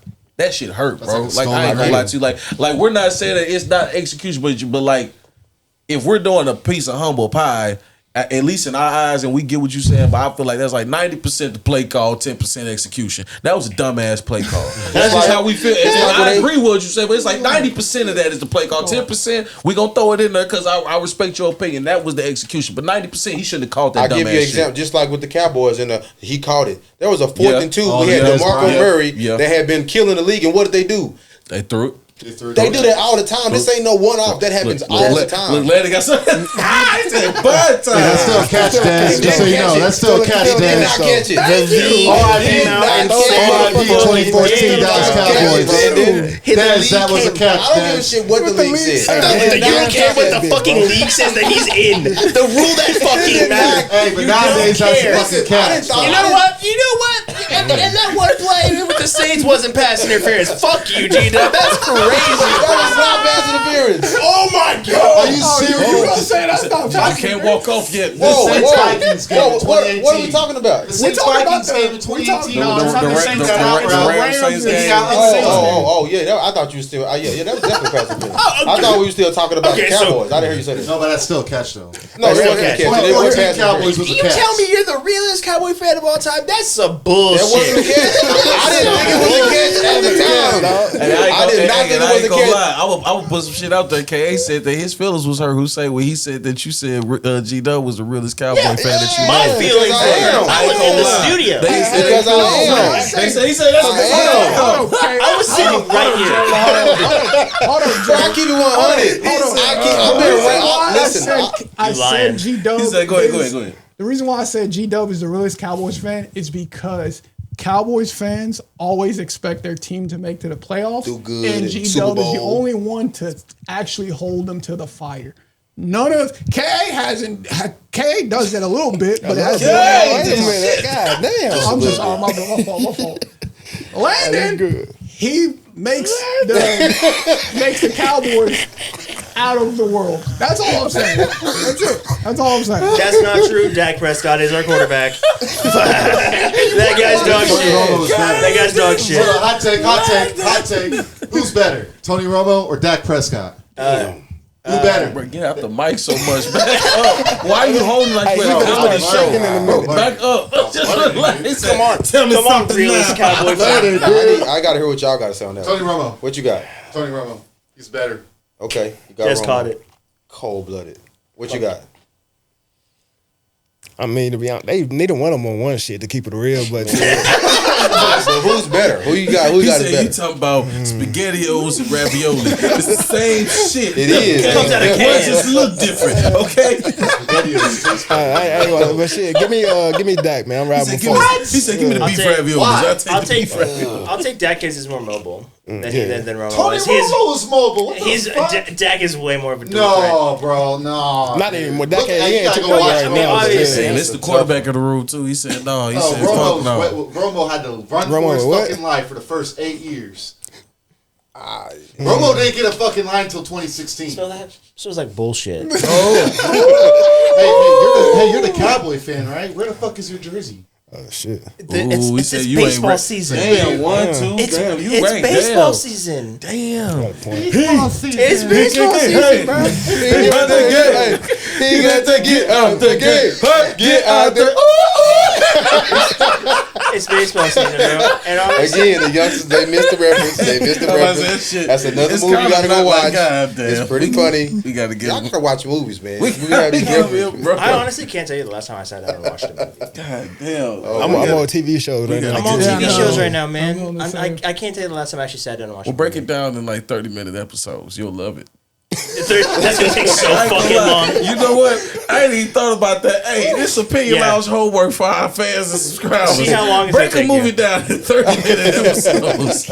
It just a movie you ain't never seen before and see how that shit work. And you probably learn some shit. He was like, genius. Just watch. Just hey, has a type in the recap on comments, hey, you was right. Just I want to see some shit. Go ahead, but yeah, okay. Yeah, no, honestly, when was the last time you actually sat down and watched a movie? Like today, Did you really? What movie did you watch? I watched Remember the Titans today. Shut the fuck up. When was the last time you ever sat down and watched a movie? All the time. I'm a movie head. But was it today? No, Guess I've you're been not. watching And I watched the Snowfall. new episode of BMF today. I've been watching Snowfall. I finally got on it. How you feel? I know. Listen, shout out to my man D Wright and my man Alex. They definitely been my man Dante. They definitely be like, man, I'm trying to tell you, you gotta watch it. And it just Fuck us. Yeah, what I'm saying, like We was the niggas telling nigga, you what? too. I don't remember y'all coming on my head like they I don't did. remember that. No, I don't. They drilled it like they just kept screwing it. Like, I'm telling you, man, I'm trying to tell you. Okay. But nevertheless, Okay. I've absolutely jumped into it. Listen, And you fuck with it. yes, I've been missing out. Okay. Bro, I don't know what it was. Just at first, it just started out didn't- slow. It's not that it started out slow. It just didn't catch my attention. Yeah. You know what I mean? When I first was watching, I would be, with my little man and his family doing whatever they doing. So I'm kind of in and out. They got it on. So then I tried to watch it on my own. It was like, I found myself scrolling on Facebook. It was alright. Then I think this is like my fourth time giving it an actual. But I ain't gonna hold you. Like it's definitely coming together Hey, like look. 100%. Let me ask y'all a question. I'm thinking about shit right now. You know what I'm saying? Because I'm kind of, I'm feeling a little spacey. Who's the better running back in college? Reggie Bush or Adrian Peterson? No, ask the question, the dynamic question, is what you should ask. Is he the most dynamic player of all time? We discuss. Okay, put it like this. Okay, let's answer that question Okay. first, and then Okay. I'll circle back to that. That's a good thing. So You're I'm out. You tapping out now? gonna ask y'all right now: is question. who's the better Running back. in college? Adrian Peterson or Reggie Bush? And I'm gonna tell you right now. To me, Reggie Bush is the greatest running back in college football history of all time. That's how I feel. That's how I stand on it, and that's what it is. I watched it. I seen it. The game was the same, even on the video games. And yeah, that's what we ain't talking about pro. We said college, and that's what I say. Go ahead, somebody else, but it's number 5. Reggie Bush like cheat code in NCAA. Who you rolling with, Johnny K, Coach K? On what? On the two? No, between the two, who? Reggie or Adrian? You're an Oklahoma fan I too. don't have a vote because I didn't watch their highlights. If you- I don't know. I like you 7 years old. They highlight you was just here. just pick. I can't pick one because I didn't watch them play. You never seen Reggie Bush play? You never No. seen or Reggie Adrian Bush. Peterson? Not in college, no. Ain't you an OU fan? I wasn't paying attention to college football when they were playing. In 05, 06, I was not paying attention to college football. I was in fucking second grade. Oh damn! Watching SpongeBob when Reggie and fucking Damn, you just Adrian said were in college. Ain't Remember no- that. Ain't no way. I'm 28. Yeah, I guess so. So that means 2005. you don't have no answer either. 2005, 2006. Okay. I was watching SpongeBob. How does his son have an answer? You don't. How do y'all the same age? I don't know. watched- I didn't start watched a watching lot college of football until Tavon Austin was playing. Wow, Damn. that was like 2012. That's or 13. 2012. And that's probably the craziest highlight Where tape you ever graduated done. high school? I graduated in 2015. Damn. I graduated 2017. Yikes! I graduated in 2000. Y'all young as hell. Oh. No, you just No, I'll take that back. When I started watching college football, I'll take that back. I started watching college football when Cam Newton was playing at Auburn. That's when I started like watching. 9, 10. No, that was 2011. Yeah, 2011 Natty. 2011 Natty. Reggie. 100%, yeah, Reggie. Okay, what you got? Okay. I feel like I'm gonna say the AP before, but man, I went back. It's Reggie all day. It's Reggie all day. Yeah. Warthog. What you got? I'll say Reggie, even though I'm an Oklahoma fan, because the way Reggie played, As a game, you cannot create that. And I'm an Oklahoma fan, and trust me, Bro, Adrian Peterson's freshman year was amazing. He was different, bro. It's not even a question, Close. bro. 5 was, again, I play running back, so I look at the running back totally different. Bro, 5 was different. Like he just looked sweet in his pass. He was fast. He was shifty. He just looked cool. Everything about him was just like my roommates. They'll tell you. I don't care what we was doing on Saturdays, bro. We finna go watch the USC game. Even if they didn't want, we was going every single game we chimed in. Bro, do you feel like Reggie was it was because of his dynamic play, or do you think Adrian Peterson was just back in college was just a pure better runner? I'm gonna be honest with you. I didn't like Adrian Peterson in college because I felt that he got shoestring tackled a lot. Like his legs just seemed like he got stronger in the league. He to me became a better running back in the NFL versus what he was in college. Yeah. And I think Reggie Bush was the opposite. He was a great running back in college, but in the NFL he was, I love you, Reggie, but you was Pooh Daddy. In the league he was nothing. I mean, he had that little 1 year with the Saints.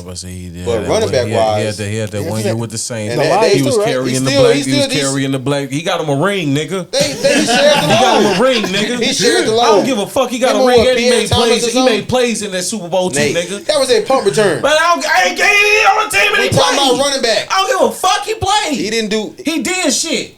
Yeah, that's all he did. And that season he contributed too. He went to the toilet and shit. No, don't give a fuck. That's what he did. Nigga, no, he played. In college, you ain't gonna he was the disrespect man. him, man. He got a ring. He was carrying the black bat out and everything. Nigga, number 25. I'm not giving him. I'm not giving him going NFL. in, nigga. College, you got him fucked up. He's the man. I mean, he got a couple 1,000-yard NFL season. Yeah, nigga, couple 1,000-yard NFL You realize seasons. 1,000-yard season stopped meaning something. That wasn't nothing. That was Didn't like miss out when he was playing. Is what we saying, Dub. 70, 80 yards a game, bro. Didn't miss out when he was playing. You gotta have 75, 80 yards a game. You got 1,000 yards. No, I don't give a damn. No, fuck you, don't. You lying right there because 80 times motherfucking it was that 83 shit. yards or some shit. I only think they add up on things. I don't give a fuck. You fucking hating on him. Nigga, you gonna quit. He was not what it was. Stop You hating on know that, man. bro. Fuck In man, college, he was the man. he had the one season. What I'm talking about. That's all he had.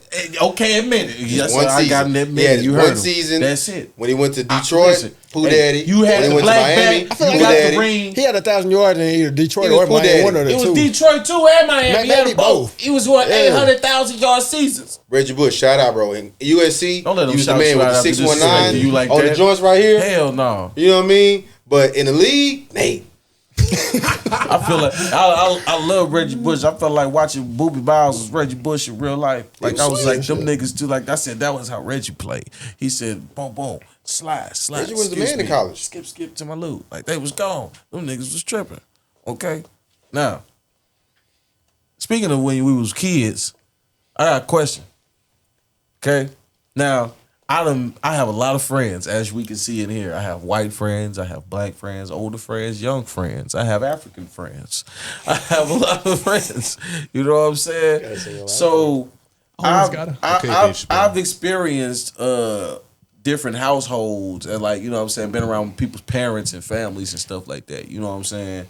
And I noticed that the discipline is very different in like sometimes it could be similar, but the discipline like for like children, you know what I'm saying? It's like different with races and kind of in a sense like from the race to like the age of the parent to all that, you know what I'm saying? Because you got an old school parent that still do old school shit.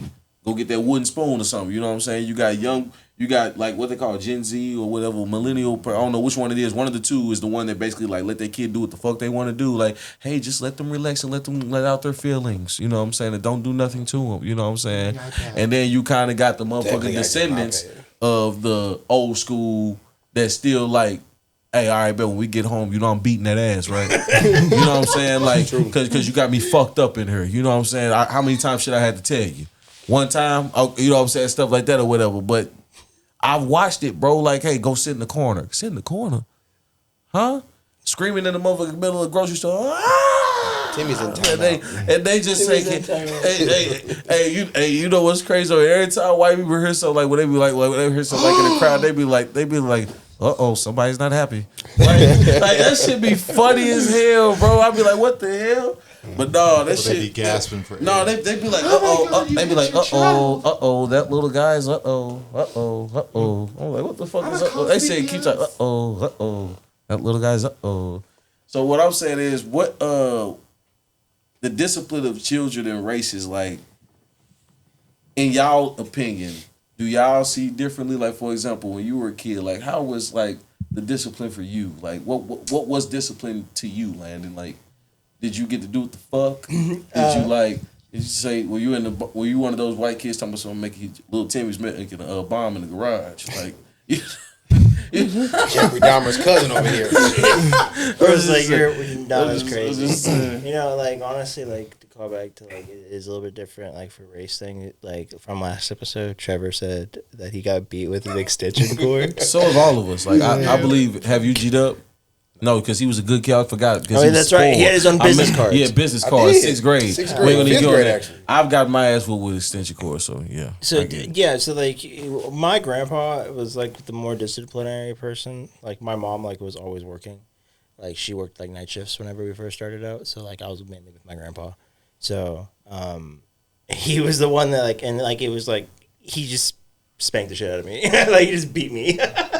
But like other than that, like that was basically it. I got grounded a fuck ton.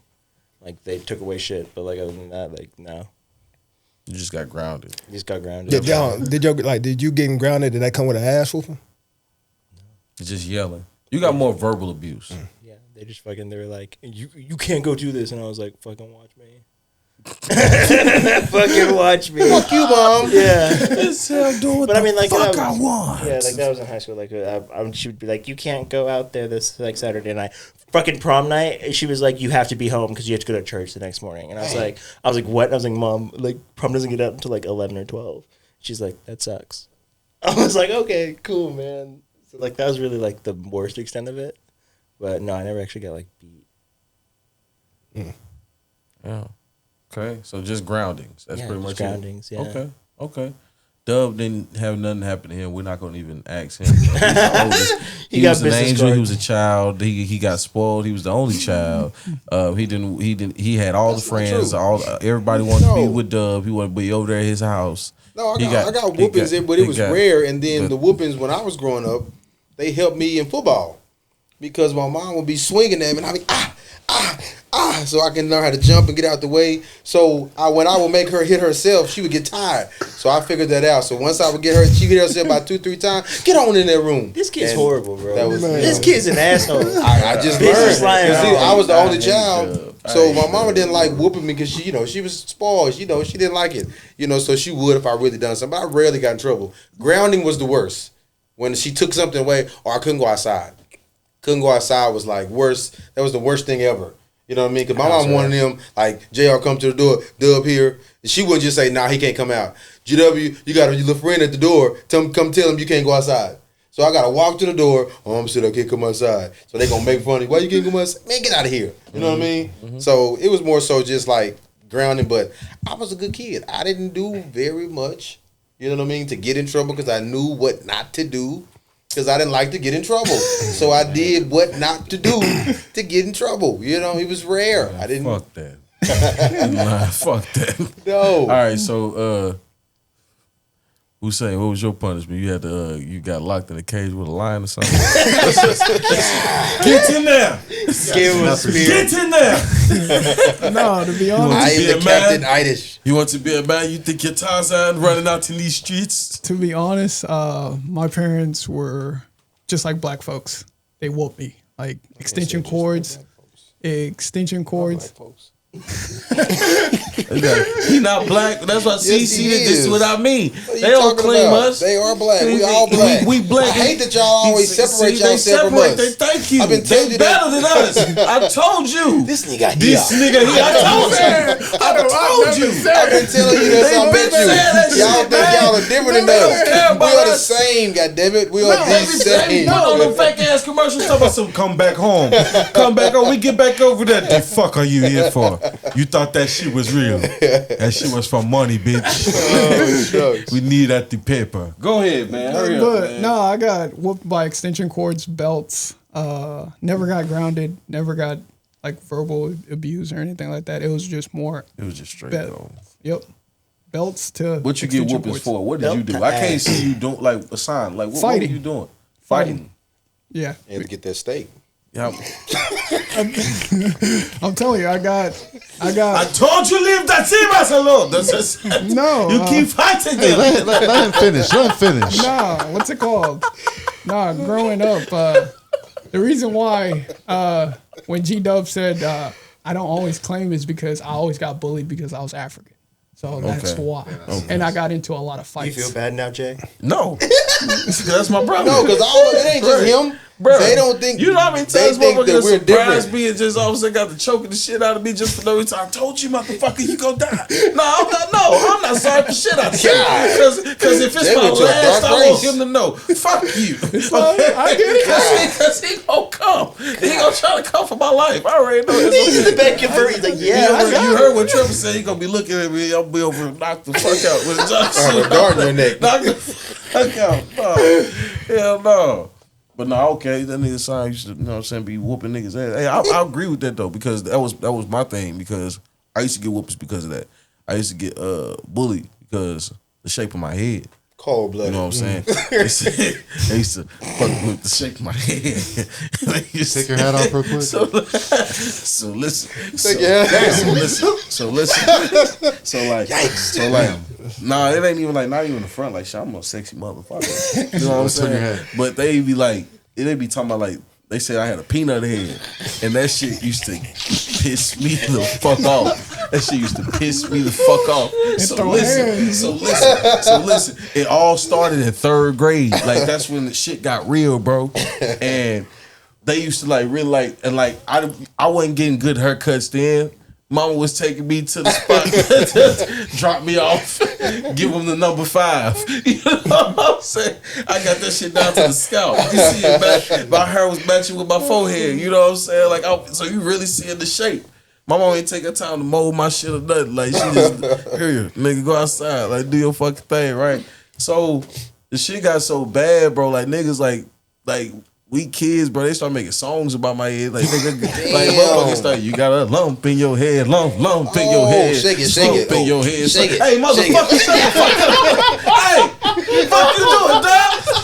I need a tip drill. I need a tip drill. Relax, bro. That shit catchy, bro. Hey, fuck you doing, We got a hit. I'm trying to explain my life story and shit. Nigga join right in. He's talking about that shit been hit. Nigga, I would have been right there with him. So then like eventually like bro like I'm getting picked up and I already ain't got like the best clothes and shit either. I was like wearing all like my cousins like hand me downs and shit. You know what I'm saying? My cousin Michi shit. Like anytime like he grew out of some shit or whatever, I ain't even care if it was big. I knew Auntie Jane had that nigga fresh. Yeah. I'm finna wear that shit. I ain't give a fuck. You know what I'm saying? But after a while, bro, them head jokes started pissing me off, bro. And one day, bro, the right nigga said something. Because he was a comedian laughing ass nigga. I think his name was like Corey or something like that. And it was like summer school. And like, I always got picked on, bro. Like I just like, you know what I'm saying? I was one of them niggas, like even like when somebody else was laughing, like when somebody else was getting joned on, I'm the nigga that's laughing at it again. What your ass laughing at? Yeah. Like, you know what I'm saying? Like, I ain't need goddamn. Yeah. So one day his ass was like, they was joning on me and then his ass said some shit and I already like didn't like dude or whatever. And like, nigga, like, the nigga said something. We was on our way to summer school, and he got to saying something, and like I was crying, and like nigga I stood up, and then he was like, "What the fuck you finna do?" And like as he was like, "What the fuck you finna?" He was kissing you? I got to beat that nigga ass. What the fuck you talking about? Fuck you talking about? These hands was kissing her. They had a moment. Nigga, and they was like, "What the fuck happened with JR? Nigga, he fighting Corey." That's all I was hearing that shit, nigga. Ever since then, I never took that shit, bro, because I was like, nah, bro, you ain't finna fuck with me, bro. Like Nigga, no, bro. I couldn't do this shit. The nigga Corey caught years of frustration. Hey, I ain't gonna lie. You been holding that shit in. He took, nigga, mind you, nigga, by the time I fought Corey, nigga, this was what? Nigga, like, this like 6th, 7th grade. Mind you, like I said, I start paying attention to Jones like in 3rd grade. We all been growing up together. Like type shit. Like from middle school, from Nathaniel Hawthorne, which is elementary school, going to middle school.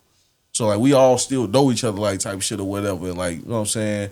And bro still around and like, you know what I'm saying? I'm around, but like I still ain't got shit, whatever, but I'm still JR, you know what I'm saying? The nigga did that shit, boy. I couldn't fuck with that shit no more, dub. So I got my ass beat every fucking time I got suspended. Like, and they always think that I'm causing trouble. I'm like, y'all don't get it. I'm getting picked on. And I'm fighting. Get your ass beat. Got my ass beat all the way home from the bus stop one day. By my granddaddy. My granddaddy got called. I got suspended, boy, and that nigga met me at the bus stop. I'm thinking we finna go somewhere. That nigga beat my ass all the way to the bus stop. Right? Bruh. One time my mama said, nigga, sit down. Nigga, like, and she told me to go take off my clothes. Nigga, she sat on my back. And whooped you? Just so she sat on my back just so she could see nothing but ass right here. Wore my ass out. And I came over and I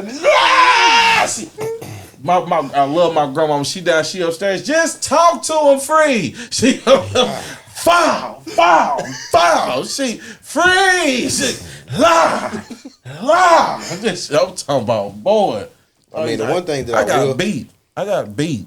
I will say this. Chastised. That I do think that this new generation, or just generations going forward in general, we do need to find a different tactic than beating our kids. You can't say that because you ain't never get your ass beat. I did. So shut up. I did. You can't say nothing. Absolutely. But I saw other people get whooped worse. And I'm just telling you sound like my cousin that the way we was raised and the discipline, we need to change tactics. We need to change that. I feel like something that you missing on that is like coming up, like it used to be a block of parents that raising, you know what I'm saying, everybody kids, you know what I'm saying? Like, yeah, like, you know what I'm saying? My next door neighbor had permission that she finna whoop my ass, and then when I get home, I finna get another ass whooping too, you know what I'm saying? Yep. Like, but it needs, reason why I said to be we had a village back then. Mm-hmm. You know, because had villages. You're right. How can we really say how beneficial it is to say, you know, well, black people or brown people, we was getting whoopings. You know what I mean? How has that transitioned in the social world and the economy to making us better men or women? Well, can I answer that? Yes. Because that type of shit, it can be different, but how it has structured with us is that we learned discipline. We knew what to do, what not to do. Most people grew respect from that shit. Most people knew how to be the person that they are because they got their ass whooped. If they didn't get their ass whooped, they would be able to run over and do whatever the fuck they want to do, be a piece of shit, do whatever the fuck, but it was because they got their ass whooped and got told not to do that shit or not to do this type of shit or whatever. When they went to go sneak off and go do this or whatever, they got their ass beat or whatever. Now they know not to do that certain type of shit, and now when they done got old and shit like that, they better human beings or whatever versus the motherfuckers they got to do whatever the fuck they want to do. And just like motherfuckers say, yeah, you okay, go ahead. You want to go out there and kick it with Tyrone and how he doing? Go ahead. Yeah, he can do what the fuck he want to do too. Where his mom and where his daddy at? Oh, okay. And what the fuck he doing? He can do what the fuck he want to do, can't you? You mine. So until you 18 to do so, then when they do that, right, it's teaching the structure with us. So that when you go out there, go hang out with bro if you want to, then you get your ass beat because of that. And now you getting taught not to do that type of shit. Now you growing up as an adult to stay away from them motherfuckers because now as you getting older and shit, you remember, bro. Oh yeah, bro, still, damn, he really ain't shit. Damn, that was the shit that my people telling me to stay the fuck away from. Show the fuck right. Now you know what to teach the younger motherfuckers because at the end of the day, your lessons is supposed to be blessings so they can be testimonies for everybody else. So you could teach somebody else. So that's what that type of shit is like to me. That's what getting your ass beat is for. Like whether it's a spanking or even in fighting. You getting your ass beat is gonna mean something. It's gonna benefit your ass later on, regardless. Whether it's life, whether it's your hands, or whether it's your grandmama or your mama whooping your ass, that ass whooping was beneficial to you. Now I'm not saying not all of them because it is a such thing as called abuse. You know what I'm saying? But most of the motherfuckers that's actually being parents and whooping their ass with a purpose and teaching their ass a lesson, it's gonna come with a whole lot of structure for their ass growing up as an adult, and that's guaranteed. I don't agree with that. Okay. Let me play devil's advocate for you here. Okay. Just like you're saying, like getting your ass beat, like that's essentially just saying like they need to be humbled, but like life is gonna humble you regardless. Yes. So why do you need your parents to do it? Because I'd rather do just like how they tell your ass. I'd rather humble your ass than life because life don't love you. Life ain't gonna give a fuck. I'll do though. It's gonna humble you. That's the difference though. But that's the thing as a parent though, because I would rather humble my son than somebody out there in the world that don't know my son but trying to teach him a lesson because you want to quote unquote humble him. Guess what? By the time he done got to that situation, daddy done humbled his ass about 6-7 times already to where he know how to handle that situation versus life doing the shit. I think you're missing the point that it's gonna do it anyway. That's the whole point. It's absolutely life is gonna happen. Life is gonna happen regardless. This is what, you can teach. It's called preparation. Yeah, but you can teach discipline with consequence, right? That's the grounding. That's the talking tos. Like that's the stuff. And then to a point where the consequence, like you can only say so much. You know what I mean? True, but it's true. Let me counter that though. Do you honestly like? I mean, I can agree on it because I could count like me and G Dub was talking about this. I could count on one hand how many times I've ever had to put like hands on my son. Like ever, I've never had to do that shit. My voice is enough. Exactly. Like you because know what I'm saying. They learn I never have to do that. So like when I'm saying like those 2 times, it mean like popping, like don't touch that, like whatever stuff like that, or like on your thighs, like dot, like you better stop. But like as like sit your ass down, that scares the shit out of them. Like you know what I'm saying, like shit like that. The fear of disappointment to some kids is more fear than the fear of actual 100%. Violence, 100%. And that's the stuff that we instill. That's the piece is that like it's never okay to hit people, like, and that's the stuff. But if you're gonna sit there and preach that it's never okay to hit somebody and then put your hands on them, what the fuck? It's hypocritical. Like it's a bad lesson to teach. But see, when I caught up, I was taught it wouldn't. My mama, it was never like my mama. Apostle was never like it's never okay to hit people. Like we don't start it, but shit, we don't mind finish it. You know what I'm saying? We don't go out looking for trouble, but trouble come find us. We know how to handle ourselves when that happens.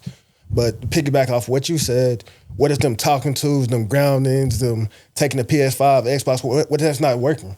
Where do you go to next? What if the whoopings are not working? Then what do you go to? Yeah, that's the extreme of the extreme. That's the extreme of the extreme. Whereas like violence should always be the last resort. It should never ever be the deterrent. But then we gotta also go ahead. We also gotta understand that our parents were taught this way. Yeah. So like we need to do something different. We cannot be like, hey yo, like they should have never done this. Like, for me, ass whoopings helped me. It taught me not to fight, not to get in trouble. It taught me to stay away out of troubles. It taught me to get me out of trouble. I think truly growing up is learning what your parents did wrong and what they did right. Yeah. And changing for what they did wrong. And I can agree that I got my ass whooped sometimes what I shouldn't have. When you shouldn't have, right? And it was bullshit. And because I get where you're going with it, right? Yeah. So, because like now that kids started to come up out of like, nigga, you right. Like, you know what I'm saying? Yeah. Some shit, you know what I'm saying? But I'm trying to say, like, I'm agreeing with that, right? And like I said, I was the cousin, the kid that was like, damn, J.R. always getting his ass whooped. Like, his mama mean. Like, you know what I'm saying? Like, who mama is that up there? Like, you know what I'm saying? Like, embarrassing me in the hallway. You know what I'm saying? Coming back in and I'm embarrassed. Like, you know what I'm saying? And now you don't know, like, I'm finna get picked on because of that, And now guess what? Because I got an attitude issue because my anger come from you because it's downgraded, Now I'm about to fight. And guess what? Because I done got fighting, you got to come up here on why you had to come, while you was at work. You mad, now I'm about to get my ass whooped again. Mm-hmm. You know what I'm saying? So it's like, I understand that, and I get that, but I'm saying the structural ones, the ones that meant, like, you know what I'm saying? Like, I ain't saying, like, on those parts, like you said, yeah, parents was wrong on them type of shit, you know what I'm saying? Like, and parents some can admit they wrong, some when they can't. But the structural ones, the ones that's like, you know what I'm saying? Like, oh, you think you grown. Mm-hmm. Oh, you think you go out and do what the fuck you want to do. Or you, like I said, you think you go hang with such and such. Like, the life lesson ones is what I'm talking about. Like the ones where you thought it was okay and then now you learned that it wasn't okay and you keep on fucking with it, you keep crossing that line, okay, now there's consequences and repercussions. Those type of ones is what I'm saying. Yeah, like right. So it's an A and a B side to it. And I agree with what y'all saying because like I said, I just had a little moment, you know what I'm saying? But my last little put a bow on it type of thing, if you tell your kid that the stove is hot, the flame is hot, and you're like, okay, and they understand you, and they still fuck around and they touch the flame. But that's life. Like that's just that being. I was the type of motherfucker. I still touch the stove. Like, damn, you burnt your motherfucking hand. I'm about to beat your ass. They're like, and at that point, it's like, yo, like life just taught you a lesson. Like, what's the point of me teaching you a lesson? Like, I done already told you to go do it. You needed to figure out for yourself. Fucked around, and then on the scale, you found out. I don't feel like neither view is wrong. Yeah, no. Because I mean, I know kids that had got your way and they still fuck up. You know what I'm saying? But at the same time, I know other situations where it's worked out. And on our side, I feel like we three hell of a niggas. You know what I mean? We came up the way we came up. Doesn't make it wrong, but as long as there's like a structure behind it, like my ass whoopings came from me getting caught sneaking out, hanging, getting suspended from school, shit like that. You know what I mean? My ass whoopings came from I definitely understand what you're saying. Yeah. My ass whoopings was from misunderstanding. The violent part of it, I was innocent. Innocent as fuck. We should change that because it's literally it's a form of slavery. I do agree with you with that. I don't do what you said because here's the thing: if we look at when we're children and we've all made mistakes, myself included, right? You know what I mean? But you're talking to a 5, 6, 7, 8, 9, 10-year-old and trying to get them to understand something on your 20, 30, 40, 50-year-old mind, and just because they don't understand it the first or second or third time, then we're gonna whoop them. You know what I mean? Because at the end of the day, I'm 43 years old. I've learned way more lessons than what I learned from a whooping. Life has definitely shown me through experience on different things. So you can talk to a kid and talk to a person because not across the board, every race can say, well, we all got whoopings. And if we look at the race that got more whoopings than we would think would be probably us, right? And we are behind the 8 ball when it comes to economy, social, money, everything. No, but then you got motherfuckers like they say Chinese ahead of us. I heard motherfuckers, they got to put knees on rice. Shit. Knees on rice ain't getting your ass beat. Like that shit, G-Dub. Hard holding rice, a book and standing is a form of discipline. Hard rice on the knees. You got to stay there on your knees. Which one would you take? Holding the book too while you're doing Which that. one would you take? An extension cord on the rice? And all that type of shit. They be getting slashes out there, I heard. Kim Young play that shit. I'm saying that I don't think that. That's what I said, different races as the do man different shit, bro. as the father, maybe if the mother's doing it. I think that I've seen a lot of situations when the man is doing the discipline because we're strong and tough, and sometimes we don't have to do all the discipline. Sometimes it's a little bit too much. It's a little bit too much from our strength. So if the mama's doing it, I still think that your kids, I don't have to do that to my child, and I'm not going to do that because I don't think that's the right way to do that. But I think that we should figure out a different way to get to our kids because I don't look at my son as just where he is now. I'm talking to him to where he's going to be. So when he gets 18, 19, 20 years old, I'm not going to be whooping him. So why would I do that now? I start on how I'm going to be with him now until, like I said, it's been a mistake. So I've had to learn to correct that because that's just not the best way, in my opinion, to just beat on your child because they do something wrong. You know what I mean? They're learning what they need to do, and we need to give them more grace and understand that they are 5, 10, 15 years old, and they're going to make mistakes. You know what I mean? That's all I'm saying. Well, this has been live and a great conversation. Indeed. I would like to end this with just an opinion lounge creed that I want to start. You know what I'm saying? From here on out. I was going to do it in the beginning, but we got right into it because that football combo, we just had to get it. He just shot the shoot straight out the barrel. So I want to, what I'm saying? Before we head out, I just want to say, if y'all can, whatever y'all drinking, just pull up real quick. I need what a jack at. I gotta remember it.